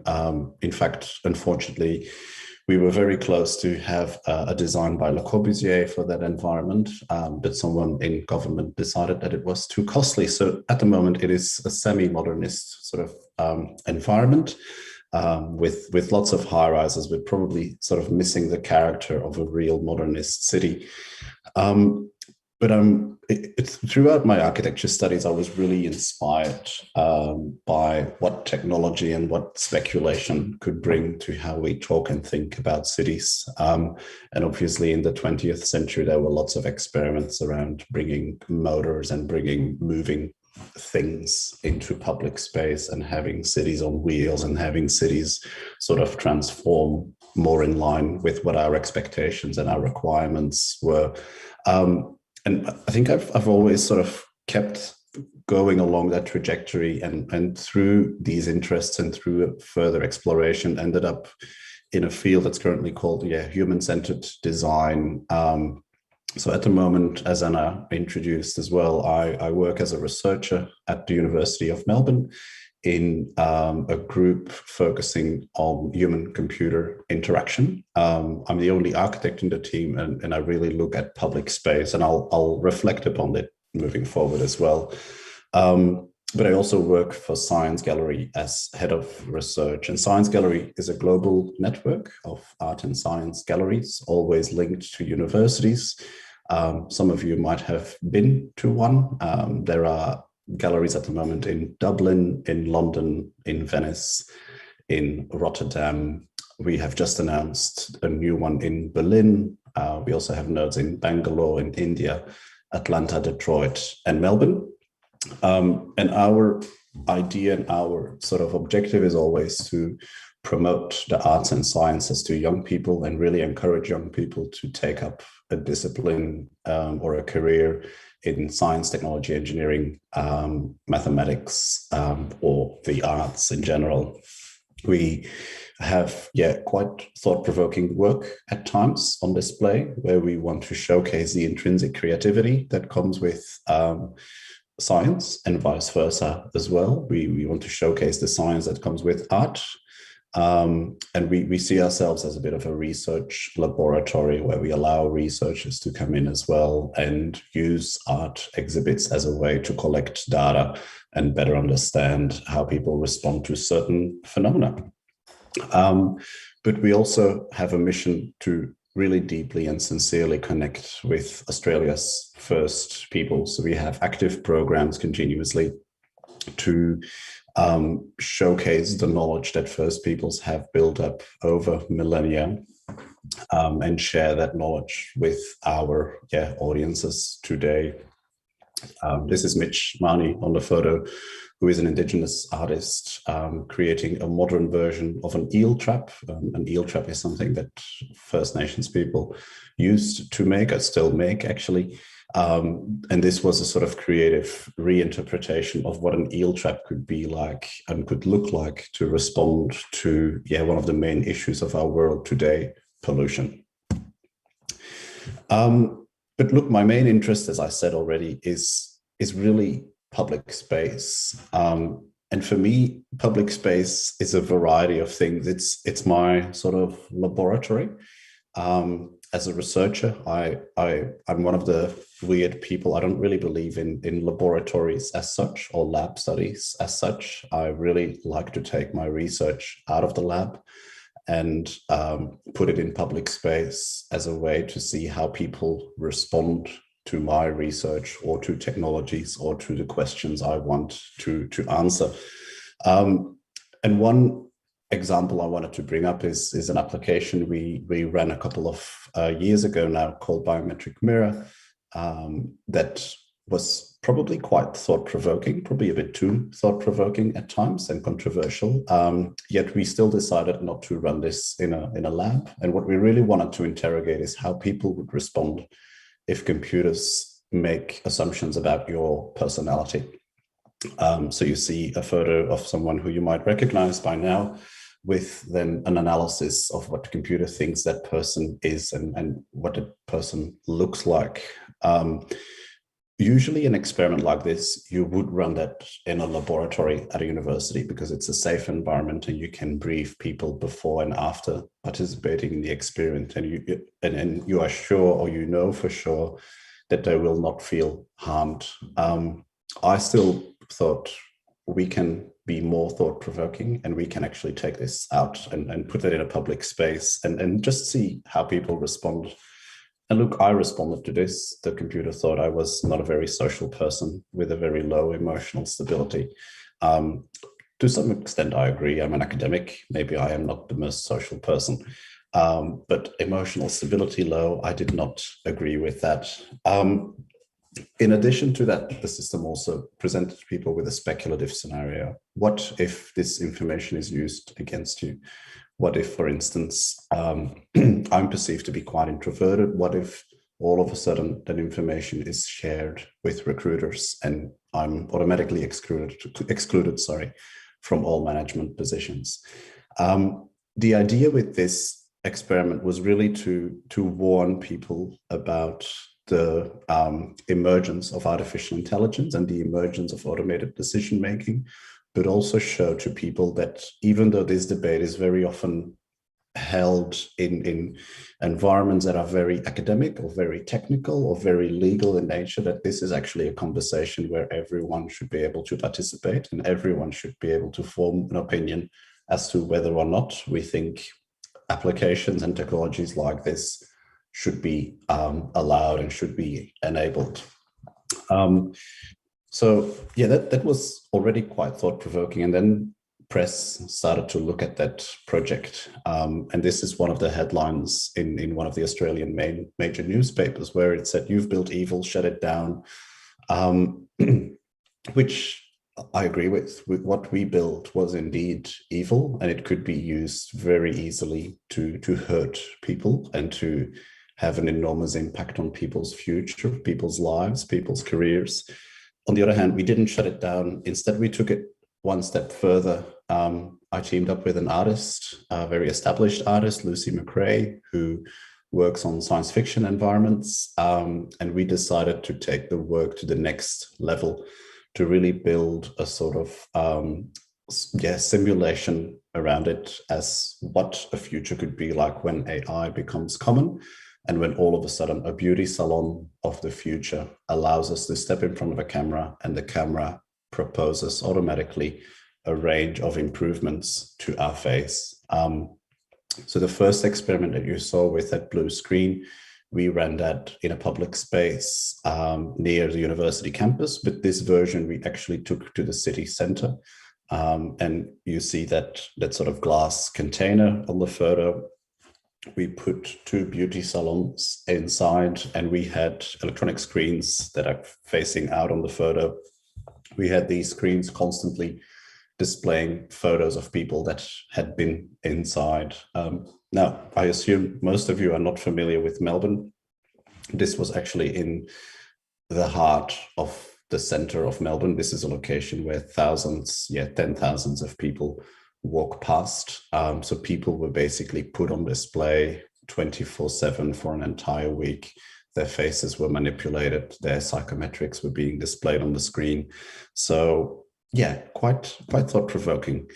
And what I find interesting as a researcher in public space and with public space as my laboratory is to identify all of these dichotomies, as I call them. So really contrasts in how we start thinking about, for instance, an emerging technology such as automated decision-making. And from feedback that I gathered from people, it was really interesting that, of course, we all who doesn't like an Amazon Alexa or an Apple Siri? It's super convenient. They help you, right? But at the same time, it's also very invasive, and we always give up something of our own. Usually that's privacy, but it could be something much more personal. Another thing that's really interesting is that a lot of people think and thought when we went out with this research that whatever a computer shared and whatever a computer could distinguish from a photo, for instance, was information. But really it's an assumption, because a computer is built by people like you and I. And we make assumptions day in, day out all the time. So if we develop software systems or technologies, we basically develop algorithms to sort of objectify our assumptions. Things such as biometric mirror also allowed us then to reflect about the present and the future, where we are today with technology. And I'm talking about project like this 2018, so 2018. Automated decision-making was, you could say, still in its infancy. At the moment, it's already much more established, but we did allow people to reflect upon where this could be used for useful purposes, or, and that was the more common scenario, where this should never be used to avoid harm. And automated recruitment is one of those areas. It's also one of the areas that has actually boomed since 2018. There's a lot of businesses out there that actually automate hiring by looking at your face, by looking at your resume, and forming a decision or a suggestion to your employer based on that. Look, I won't go over all of these because I do want to get to the digital bricks, but I think the last one that's worth flagging is this contrast between opting in and opting out. Back in the days when I was young, I had to opt in to every single thing, and I had to click a button usually that said, I agree with receiving emails or not receiving emails, or subscribing to a list here and there. But as a society, as a global society, we've transitioned to an opt-out society where systems think for us and decide to opt in. All of a sudden, and that's the most harmless form, we receive emails and we have to opt out.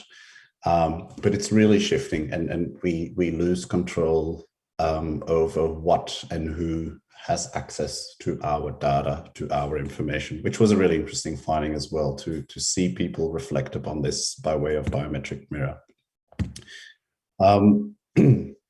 So the project itself led to a few successes. And look, I call them provocations in the context of this presentation, but a provocation is not necessarily a bad thing. I think it can, for research and for design and creative work, can be a real success. So until now, we've had about 100,000 people go through a version of Biometric Mirror. And as Anna said as well, it's a work that has been traveling globally to museums and to global forums. So we've had a massive amount of people through. We've been featured in more than 100 news reports. But we've also managed to bring research into the museum space, which is really interesting. As researchers, for instance, or as a researcher, before this work, I never had that opportunity to have my research, my active research, presented in a museum, but it allows the research community to engage with members of the public in a much more intimate way and in a very different way from what we're usually used to. It's a work that's now also often cited by the HRC, which is the Human Rights Commissioner here in Australia. So really, reference for the fact that it's really thought-provoking, and reference to the fact that it is really something we need as a society. We need thought-provoking stuff that allows every single person to interact with and engage with. We've also, obviously managed to talk with industry. The very funny thing is that some industry people wanted to buy our technology, which obviously we didn't enter into. And that has subsequently led to industry funding. Now, Biometric Mirror is not the focus of my talk, but I did want to bring it up because there are some interesting design insights. But if you want to read more about that specific project, have a visit or have a look at biometricmirror.com.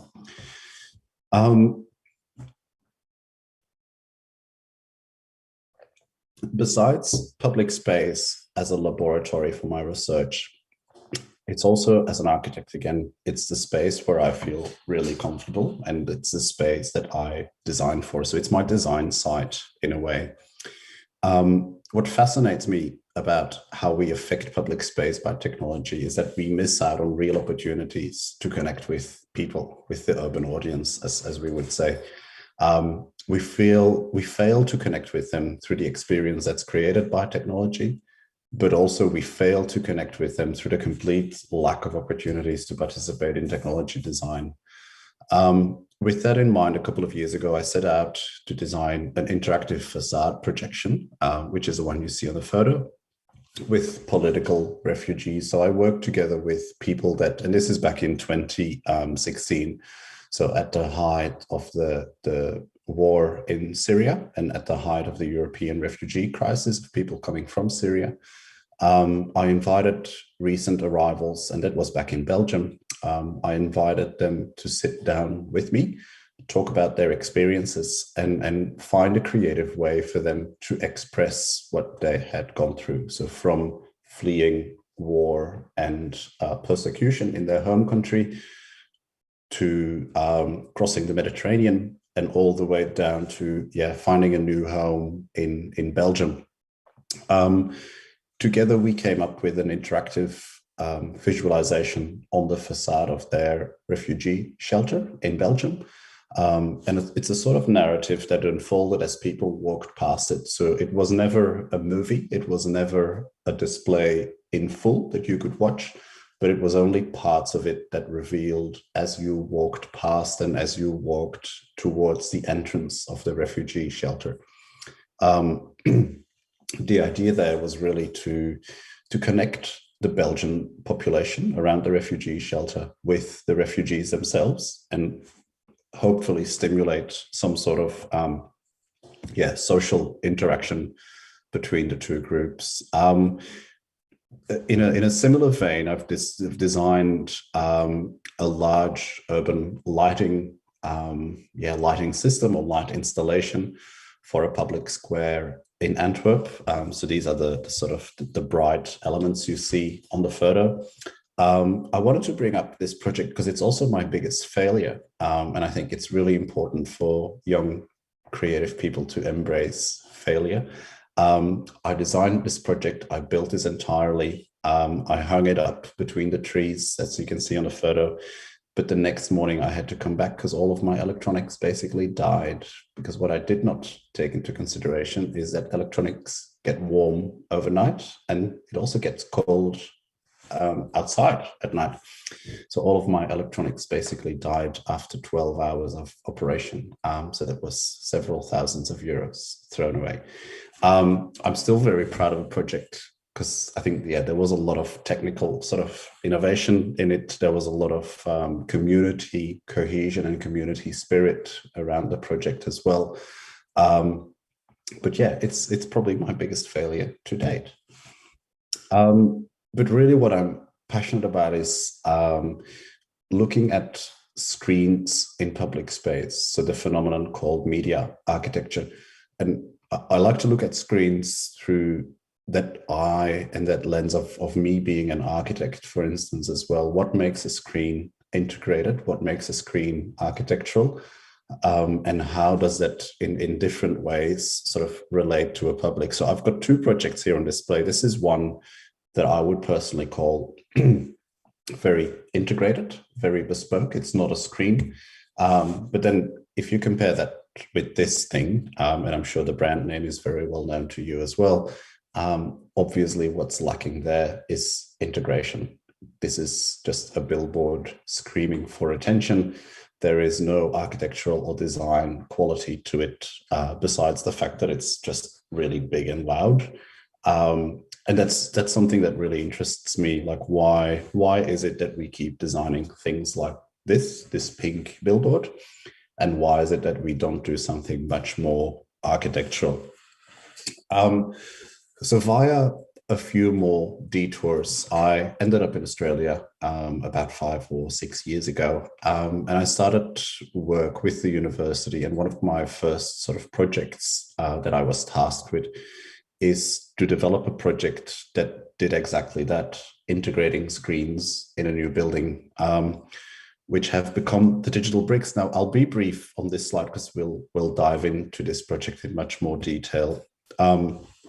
But it really is a project that responds to the global emergence of so-called screen cities, or as I said before, media architecture.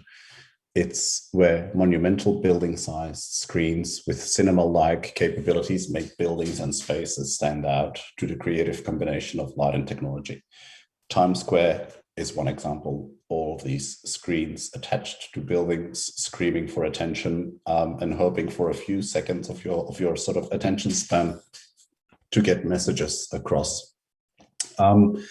As a phenomenon, it's been identified to positively impact appreciation of public space and social life. And again, for those of you who are familiar with Times Square, it's a really lively environment. It's pretty fun to be there. But there is a problem. The large majority of these screens are owned and operated by advertisers, property investors, corporations, or government organizations.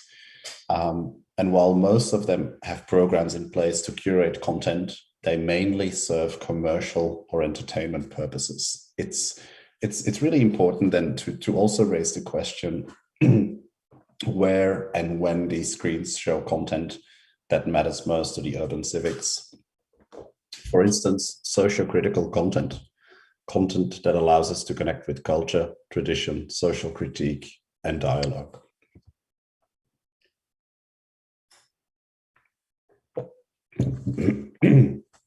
So with content programs on large screens shunning and staying away from social critique and instead adopting dominant Western discourse, screen cities actually present a risk to exacerbate the impact of destruction, colonization, oppression, and marginalization, because we tend to forget about what really matters, and we tend to forget about what really makes a city.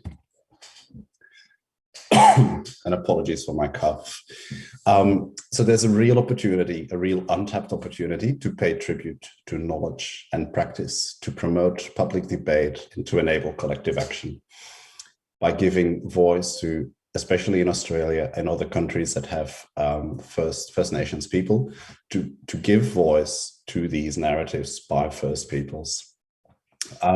So for your information, I'll be talking a lot about First Peoples in my talk. First Peoples refers to Aboriginal and Torres Strait Islander people and other Indigenous nations that were or are still present in countries for thousands of years prior to colonization. So this is not unique to Australia. This also applies to Canada, for instance, where there's a very large Inuit population. This also applies to the United States, where there is a large sort of population of Native Americans as well. So the new direction of giving voice to First Peoples narratives shifts from the common commercial and entertainment objective of screen cities. And instead, we're embracing an opportunity to highlight cultural identity and cultural qualities and values. It's a really urgent and much needed answer to ongoing colonization and destruction of these people's culture.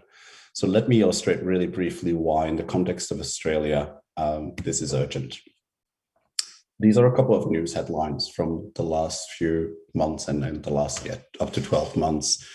And they really display how Western culture and our sort of urge to keep innovating and our urge to keep expanding our cities, how that continues to impact First Peoples culture and tradition. So in this case, a highway in our state, the state of Victoria, between two major cities was planned in a location where some sacred trees had to go. In the meantime, since this headline, one of those trees has actually indeed been cut down, so has been removed, and that highway, that construction is underway. The other problem relates to gentrification, where the soaring rents in some of Australia's cities and suburbs, they push the Aboriginal community to the edge of the city. They push them completely out of the city. And by doing so, they prevent people from accessing the sort of luxuries and qualities also of living in the city in terms of access, in terms of convenient access, in terms of employment, education, etc. This is one of the more recent ones, and I think it's been picked up globally quite well, where Rio Tinto, which is a multinational mining company, has destroyed a couple of Aboriginal sacred sites in Australia fairly recently to develop or to establish a new mine. Soon after, it became obvious that they had another, nearly 2,000 approvals, nearly 2,000 permissions to destroy more of those Aboriginal sacred sites for the expansion of their mines. Now, as I said, this is not unique to Australia. This also applies to Canada, for instance, where this news headline popped up a couple of days ago. A major oil pipeline that is being scheduled or planned in Native territory, where indeed the Native population is fighting that construction and combating that construction. So really, wherever countries are colonized and wherever First Nations are exposed to oppressive regimes, there is some sort of drama. And you might be familiar with some of the history of Australia. And to be really honest with you, I'm also still learning about the history of Australia. I think the story that we are presented with often in the West is that in 1788, Captain Archer Phillip and 1,500 convicts, so prisoners, crew, Marines and civilians arrived at Sydney Cove. In the 10 years that followed, however, it's estimated that the Indigenous population of Australia was reduced by 90%. So that's an enormous number. 90% of the Indigenous population after their arrival simply disappeared. The main reasons, 3, the introduction of new diseases. So as we colonized land, we brought with us diseases that Indigenous people were not sort of harnessed against or not ready for. We also acquired, the second reason, we acquired Indigenous lands. And the third reason, probably, the more significant one, is direct and violent conflict with the colonizers. And you should probably read that as the colonizers attacking the Indigenous population. Besides the dramatic effect, of course, on human life, colonization also had dramatic effects on the environment. When we talk about Melbourne in Australia, we talk about a location originally called Narm, That's the name for the area as given by the Wurundjeri people of the Eastern Kulin Nation. The Wurundjeri people have lived on these lands for 40,000 to 60,000 years. And it's probably a really important reminder that Australia's Aboriginal population is actually the oldest civilization globally, the oldest still living civilization globally. The region here was known for a very rich biodiversity in pre-colonial times. We had grassy woodlands that included river red gum, black she oak, wattle, manna so really, native trees.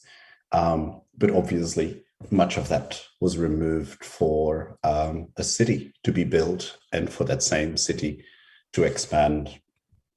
So I'm now starting to sort of zoom in on the site where the digital bricks are built, and I'll talk about the tech later. The site of the digital bricks in Melbourne is a knowledge and innovation district. So it's part of the university. It's where knowledge and innovation is brought together with funding, with industry, with government, and to really sort of solve big problems. It's since early colonial times, the site has always been some sort of innovation site. It used to be a hospital specializing in health and well-being of women and newborns. This was also the site where the first Indigenous nurse trained and worked. However, the fact that it is a hospital in one way or another and it's a built structure is also an example of colonization.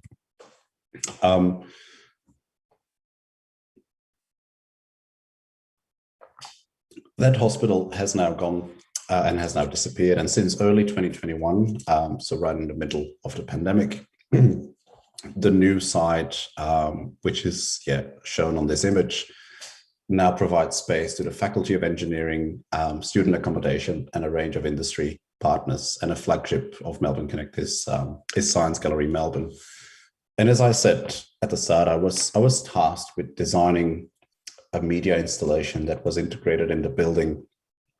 After a bit of exploration, which I won't dive into, my eye landed on the main entrance to Science Gallery, where I was really keen to integrate a facade that makes the building and space stand out, but obviously with the sort of knowledge and the critical opinion about screens in general that I have, I wanted to refrain from screaming for attention. So what we came up with is this project called, we're not good at inventing titles for projects perhaps, but it's a project called The Digital Bricks. And let me show you this quick video of what it is.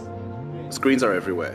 We carry them with us as we go about our daily lives. We have phones, we have tablet computers, laptops and such. But screens are also increasingly present in public space. A screen can also be really intimate. It becomes really interesting when we translate that notion onto a facade of a building. How can we create intimacy with screens in a building or attached to a building? And what would that look like in practice? And what that looked like in practice, and I do hope that the sound came across. What that looks like in practice is exactly what you see on that photo. So the main entrance to Science Gallery and little bricks, or clay bricks, I should say, replaced by screens. However, we could have decided to just put a screen in brickwork and leave it like that, but we decided to do it quite differently. We decided to put a screen behind a glass brick and have the glass brick act as a sort of diaphragm or as a sort of lens to look through and to then perceive content on that screen. This is probably a sketch that gives a good idea of what we've done. So we have beautiful glass bricks that are handmade in Venice and have been shipped to Australia. And we then mounted a screen to the rear of that brick. We've done that 226 times. So we have, a large screen in a way, but we have it integrated really nicely and neatly in the facade of the building. For those of you who love a bit of tech wizardry, this is what the back of the facade looks like. So we are looking in the cavity. where those 226 screens are attached to the back of those bricks. And then the next question, of course, for us is always, what is content going to look like? What are we going to display on these screens? And this is my colleague, Susie, in this video, who'll be briefly talking a bit about, the content as well. The Digital Bricks media facade is unlike any content platform I've ever had to make content for before. What you see on the bricks might look like a video, but it's actually a composite of lots of still images that has been treated in a variety of ways. We want to use the technology to help people dive deeper into the exhibitions that take place inside Science Gallery.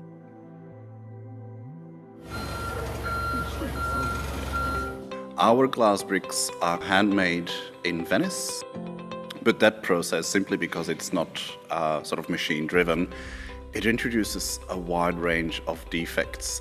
So you're dealing with refraction, reflection, distortion in all sorts of ways, which at times we've noticed, especially during the night and in the evening, it creates these really interesting hologram-like effects where the content on the screens seems to pop out and seems to come out, and it actually performs right in front of you.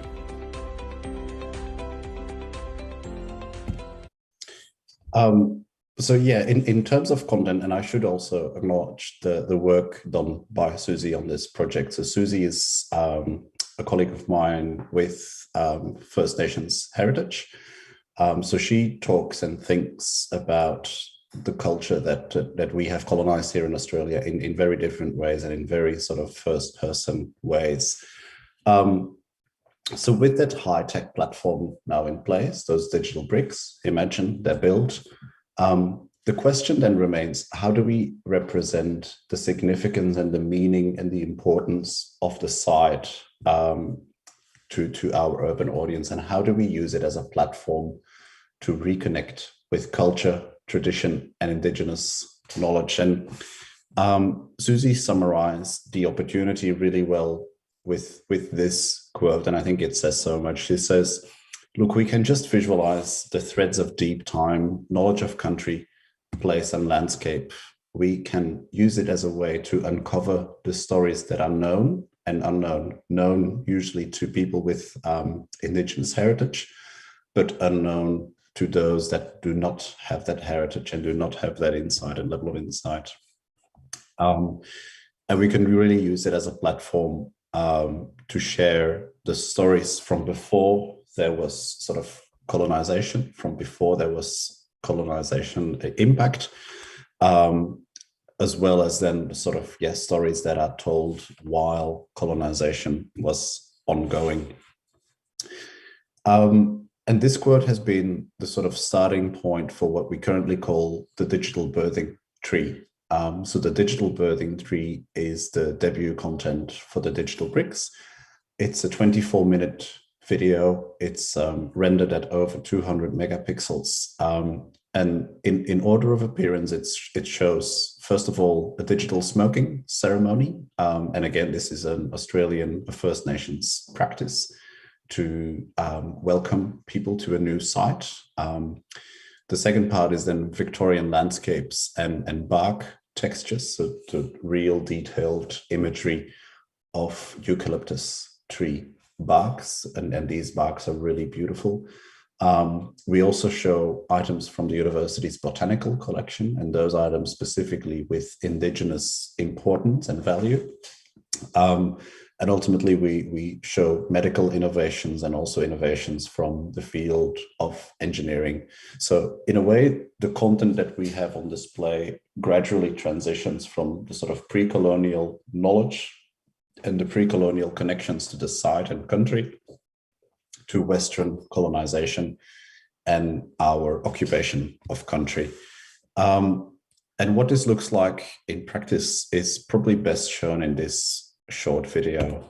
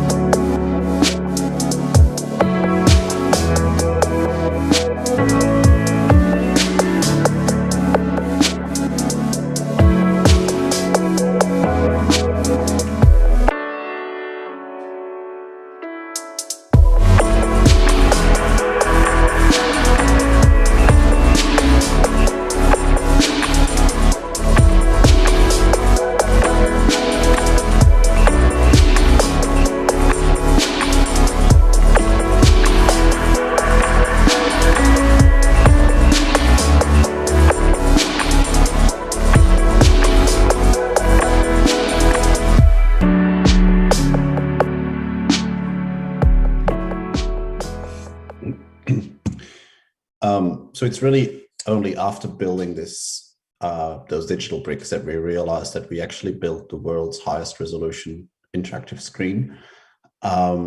It's the highest resolution, but it's not the largest. And I think that's a really interesting one. We've decided to have something quite intimate and quite detailed without it being there screaming for attention. And when I say interactive, it's probably an important note I should make. We also made those glass bricks, we made them touch responsive. So you can tap a brick on the outside of a building and content on the screens will change, according to whatever has been developed. It's a personal thing. As I said, I'm an architect. When I enter a house or a museum or a public space, I always touch surfaces because I like touching building materials.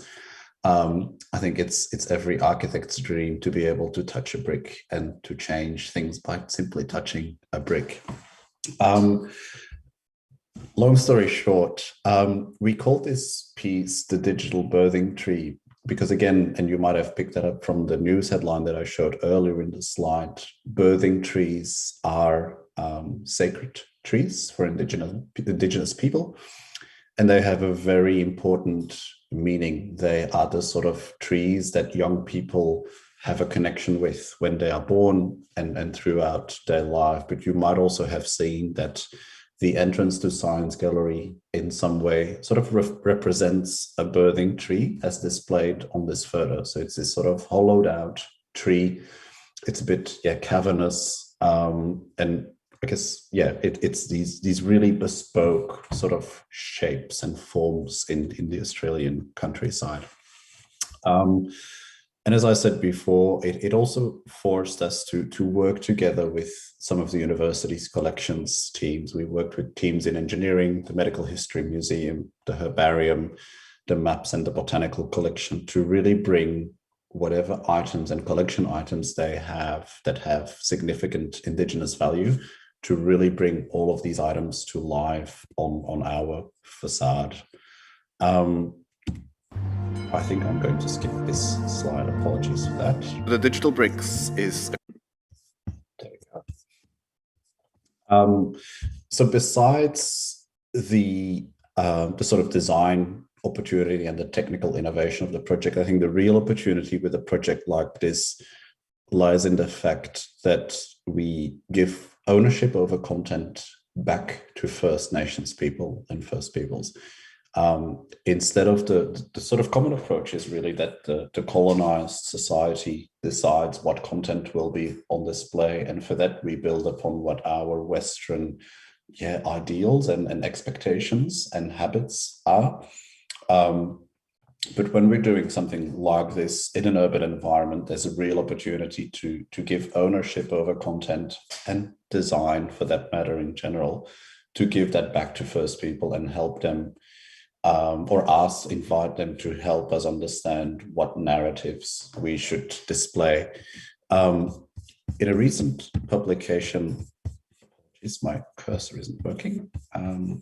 So in a recent publication, we've started to map what that could look like moving forward. And the Western tradition of designing, I think, is really summarized quite well with these two points, these two overlapping circles. We focus as urban planners or architects, we focus very strongly on site, on the location that we are designing for, or the client that we are designing for.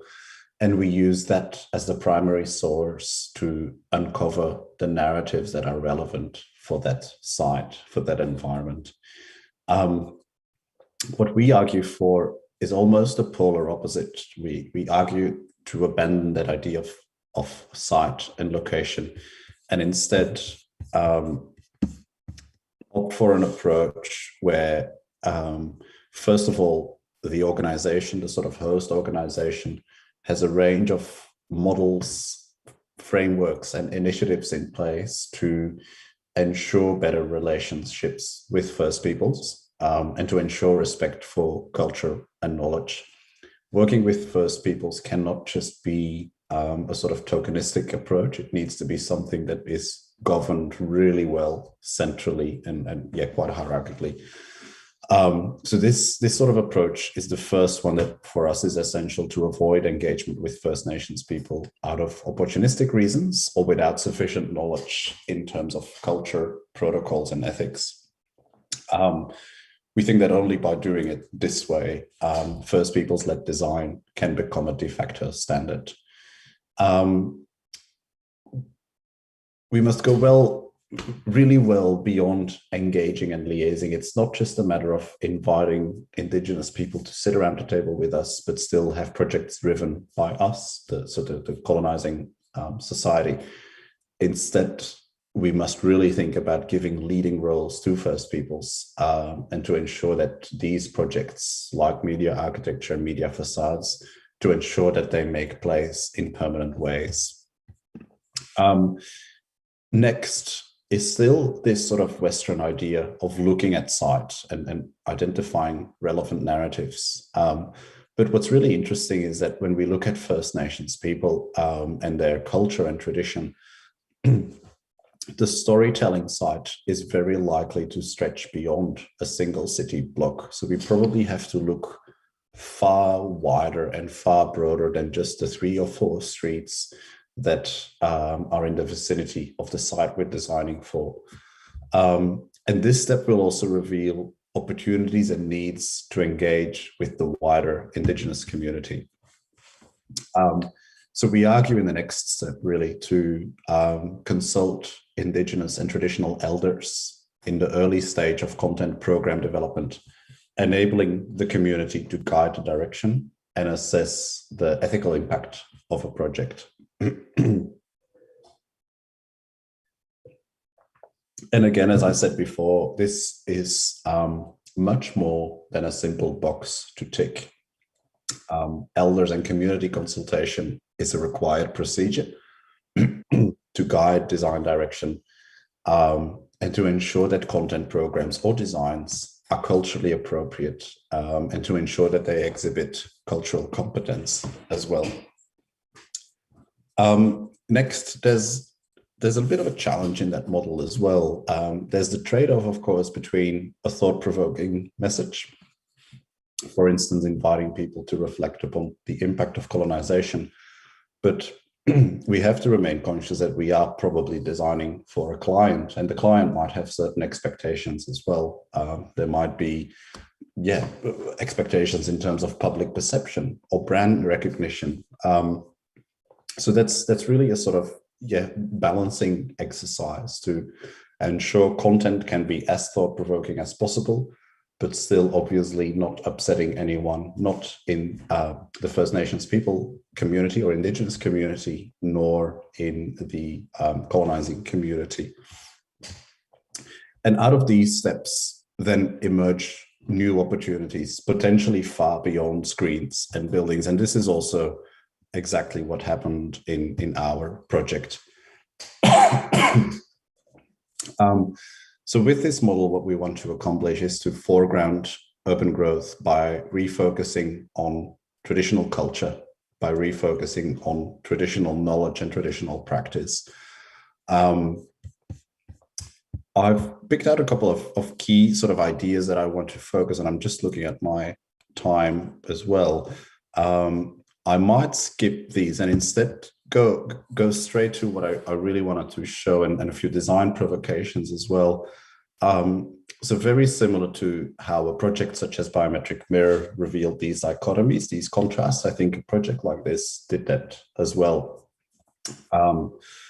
in many ways. So I've looked at a lot of billboards in the research that I've done, but obviously this is far from a billboard. This is a facade that has a meaning. This is a facade that tells a story and will never at any point in time display advertising. But it's also a platform that empowers, that hopefully empowers in the future as well, empowers young Indigenous people to design for it rather than erasing culture like we have done as a colonizing culture for so many centuries now. And we've tried to sort of forget about the culture that has been here for millennia before us.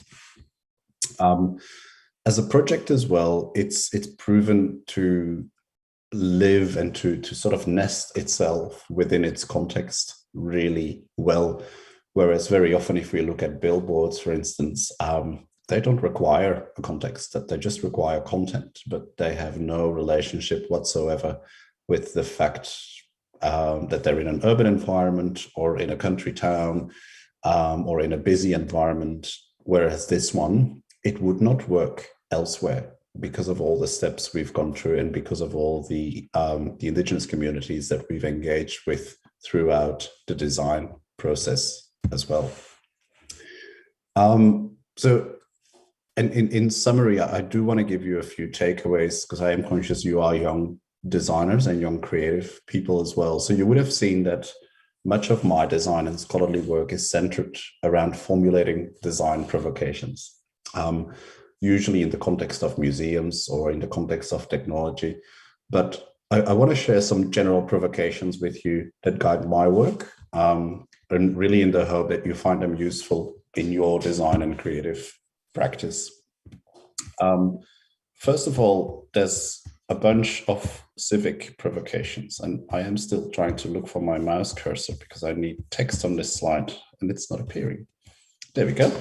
And I really urge you to not always go with what a client suggests or the groups of people that a client suggests, but also to embed discriminated groups in your design practice. Discriminated groups are those that aren't always given an opportunity to voice opinions, but very often have very strong opinions or have very sort of lived experiences of what it is like to live in a particular context or not have access to services or products. So they're really valuable and really interesting to involve. There will be your sort of first point of contact to learn about the issues you could design for, or the issues even that a client at times avoids to design for. And in a similar vein, it's a real chance to uncover new perspectives, also for yourself. Think of me in 2016 working with political refugees. It helped me to better understand also what sort of dramas and histories these people had gone through, and I could relate so much better after that exercise. And I think the idea of us as designers and creative people always should be to design for a better world.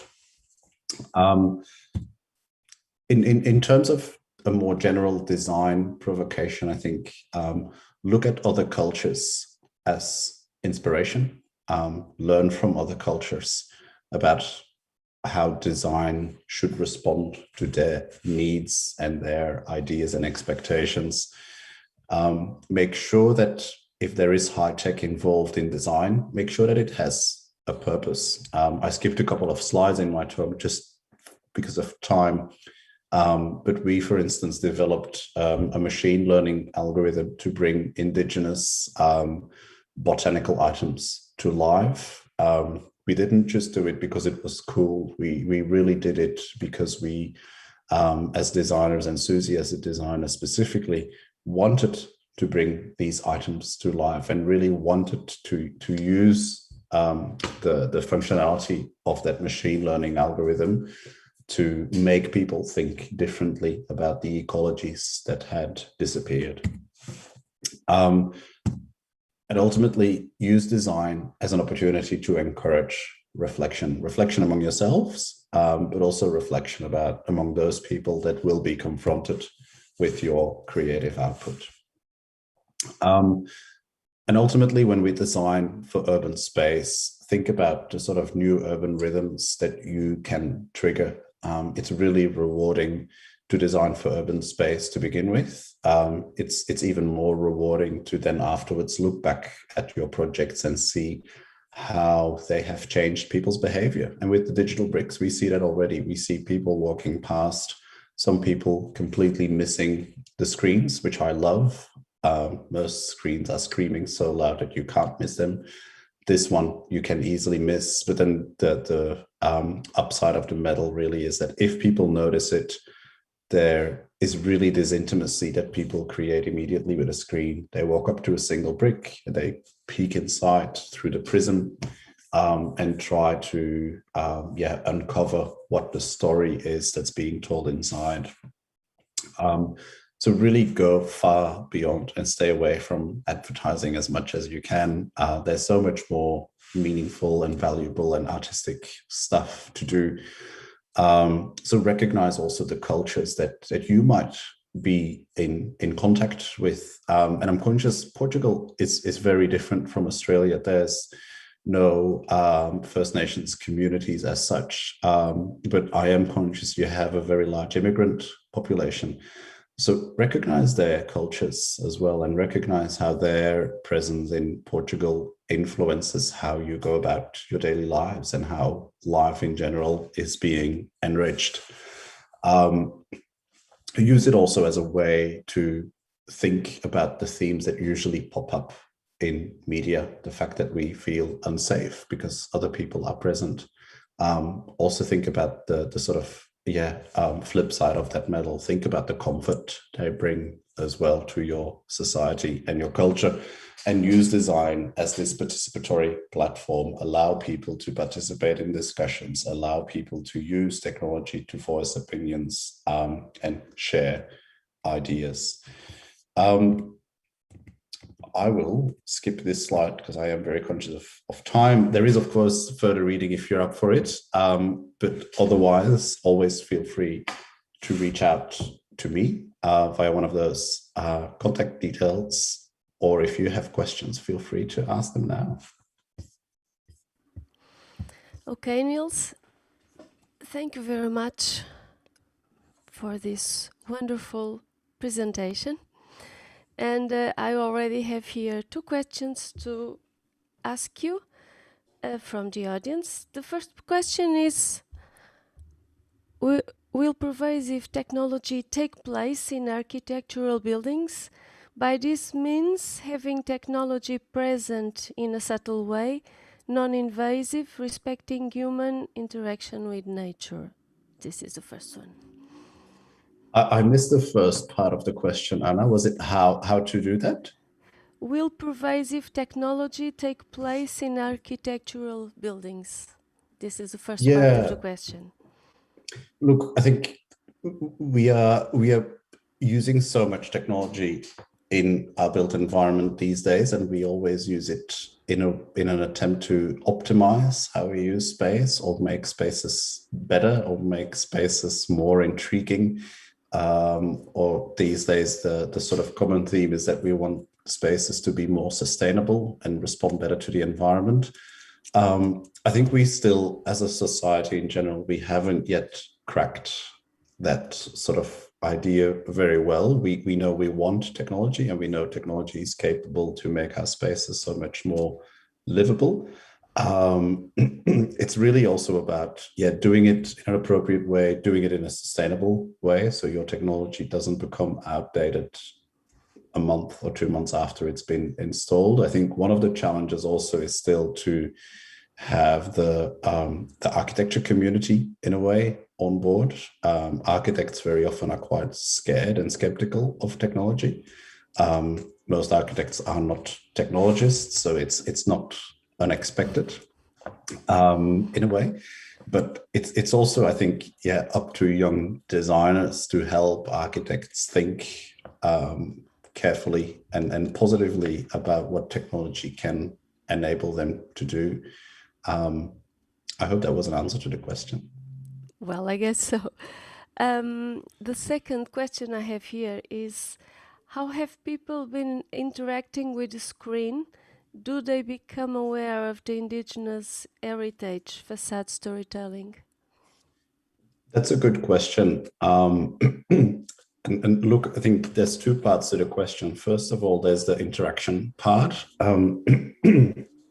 There's something really nice, as I said, when I've been there, and I should also flag, I am not allowed to go into the city at the moment because Melbourne is back in a lockdown, so I can't go to the office. But for the few days that I have been able to be on site, I could see people walking up to an individual little brick. And I'm trying to look at something that's the size of a brick, but this is roughly the size of a phone. Yeah. So one of those 200 screens, they walk up to it and look inside, peek inside to see what content is on display on that specific screen. So people seem really interested to dive deeper, very literally, dive deeper into what's being displayed. I think the second part of the question is whether or not people understand that it's an indigenous story or narrative and how people perceive it. It's a brand new project, so we probably haven't found out or investigated enough whether people do understand it. It'll be something where we have to do a few user interviews on site to unpack whether people get it. I do think, and that's my gut feeling, that the aesthetic is so driven by Susie, who's an Indigenous designer, as well as then the Indigenous advisory committees, that there are so many elements that are clearly First Nations people inspired, that I'm fairly certain that expression will be clear. Okay, more questions? Let me check. Do you think it's a realistic solution to keep our outer environment clearer in terms of over-advertising as we're having now? I personally think so. I'm obviously I'm just a small young researcher fighting against big multinational corporations that have millions, if not billions of dollars to throw at advertising. But I think, look, I'm sure other people will talk about the pandemic in the symposium as well, but I think the whole pandemic has also changed how members of the public will use public spaces differently, and even whether they will still use public spaces and urban spaces specifically altogether. I think there is a real opportunity now to get people on board and get people thinking carefully as to whether or not we want cities to become advertising platforms. As I said, Times Square is an iconic example. Everyone knows Times Square. It works, surprisingly, as a square as well, but we don't want every single city to become a Times Square, and we still want to highlight what cities have been built upon and the sort of centuries of knowledge and tradition and practice that has preceded our life here in the cities that we visit and that we encounter. So yeah, I'm very conscious it's a hard battle to fight against advertising companies. But I do think we have a sort of golden opportunity at the moment as well. Yeah, okay. I agree. One thing that really struck me on your presentation was the concept of getting from the community and then giving back even the credits and royalties, whatever. And I think this is a very important issue when you deal with this kind of situations. There's a similar trend now in the United States with the musicology, ethnomusicology, with the indigenous culture. And I think that when I was listening to you with this view of architecture and developing this work in Australia, it really struck me that it seems to be an international, maybe a world trend, to look back to our roots and our ancestor cultures and not using them, not taking out of them, but exposing and involving them and then giving them back what they should get and were not getting before.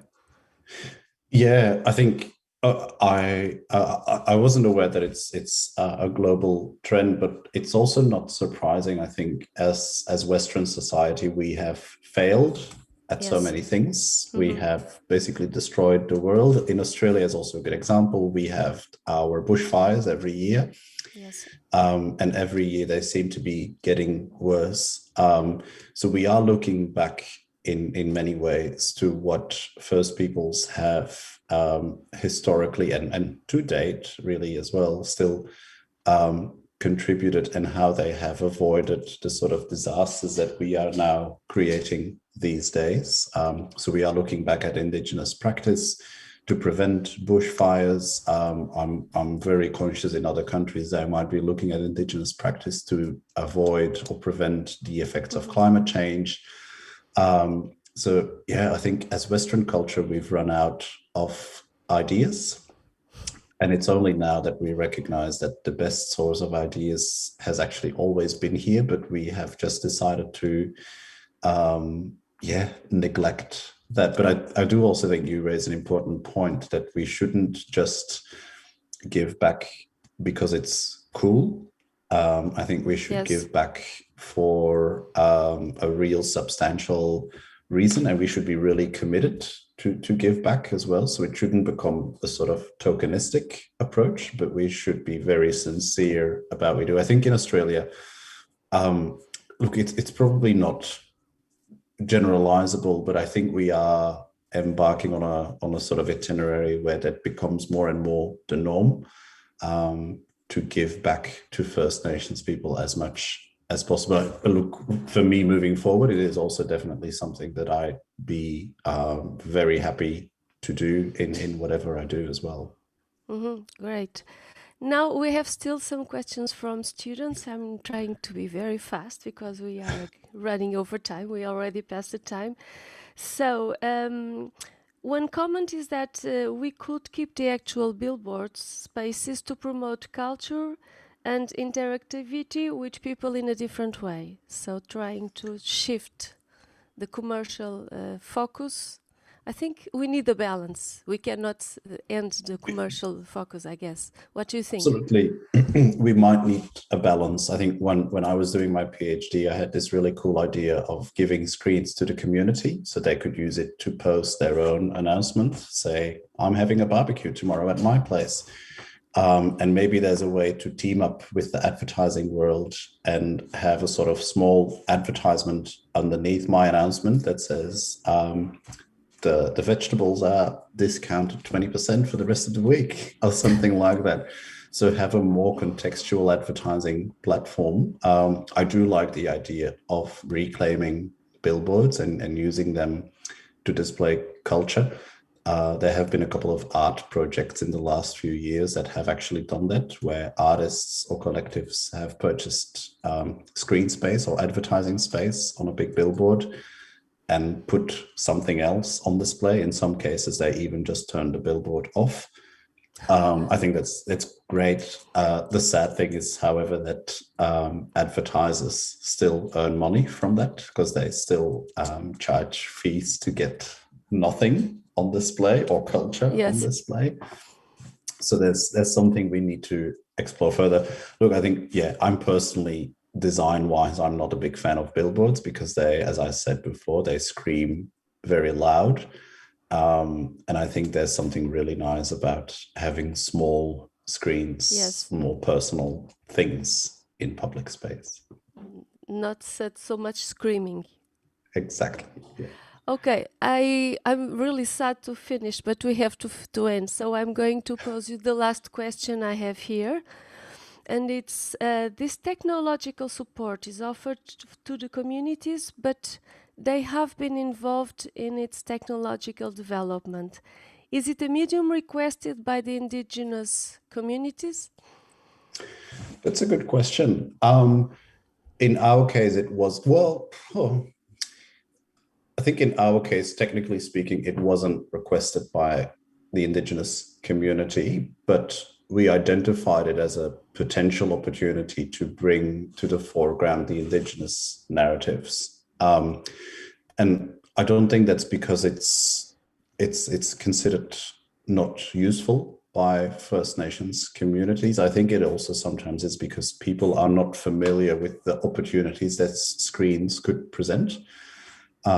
Because again, we very often think that screens are only there for advertising, but there are so many more opportunities with screens. So I'm very certain that a project like this one that we just did in Melbourne will trigger others in Indigenous communities to think about how screens can potentially help them to bring their narratives and storytelling to the community, the wider community. Yeah, so it's a bit of both, I think, in this project. It wasn't really a demand by the Indigenous community, but there was a real opportunity to bring their narratives to the community in a different way. Okay, great, Niels. Thank you very much for this wonderful presentation. Everybody's really happy with it and we really enjoyed. And we wish you all the best. And till next time. Thank you very much. Yes, and thank you, Anna. Thank you, Ines. Thanks everyone who is firing off questions. Great. Okay, thank you very much. Bye. Now we proceed to a break, lunch break, and we come back at 2 o'clock with the afternoon talks. See you soon.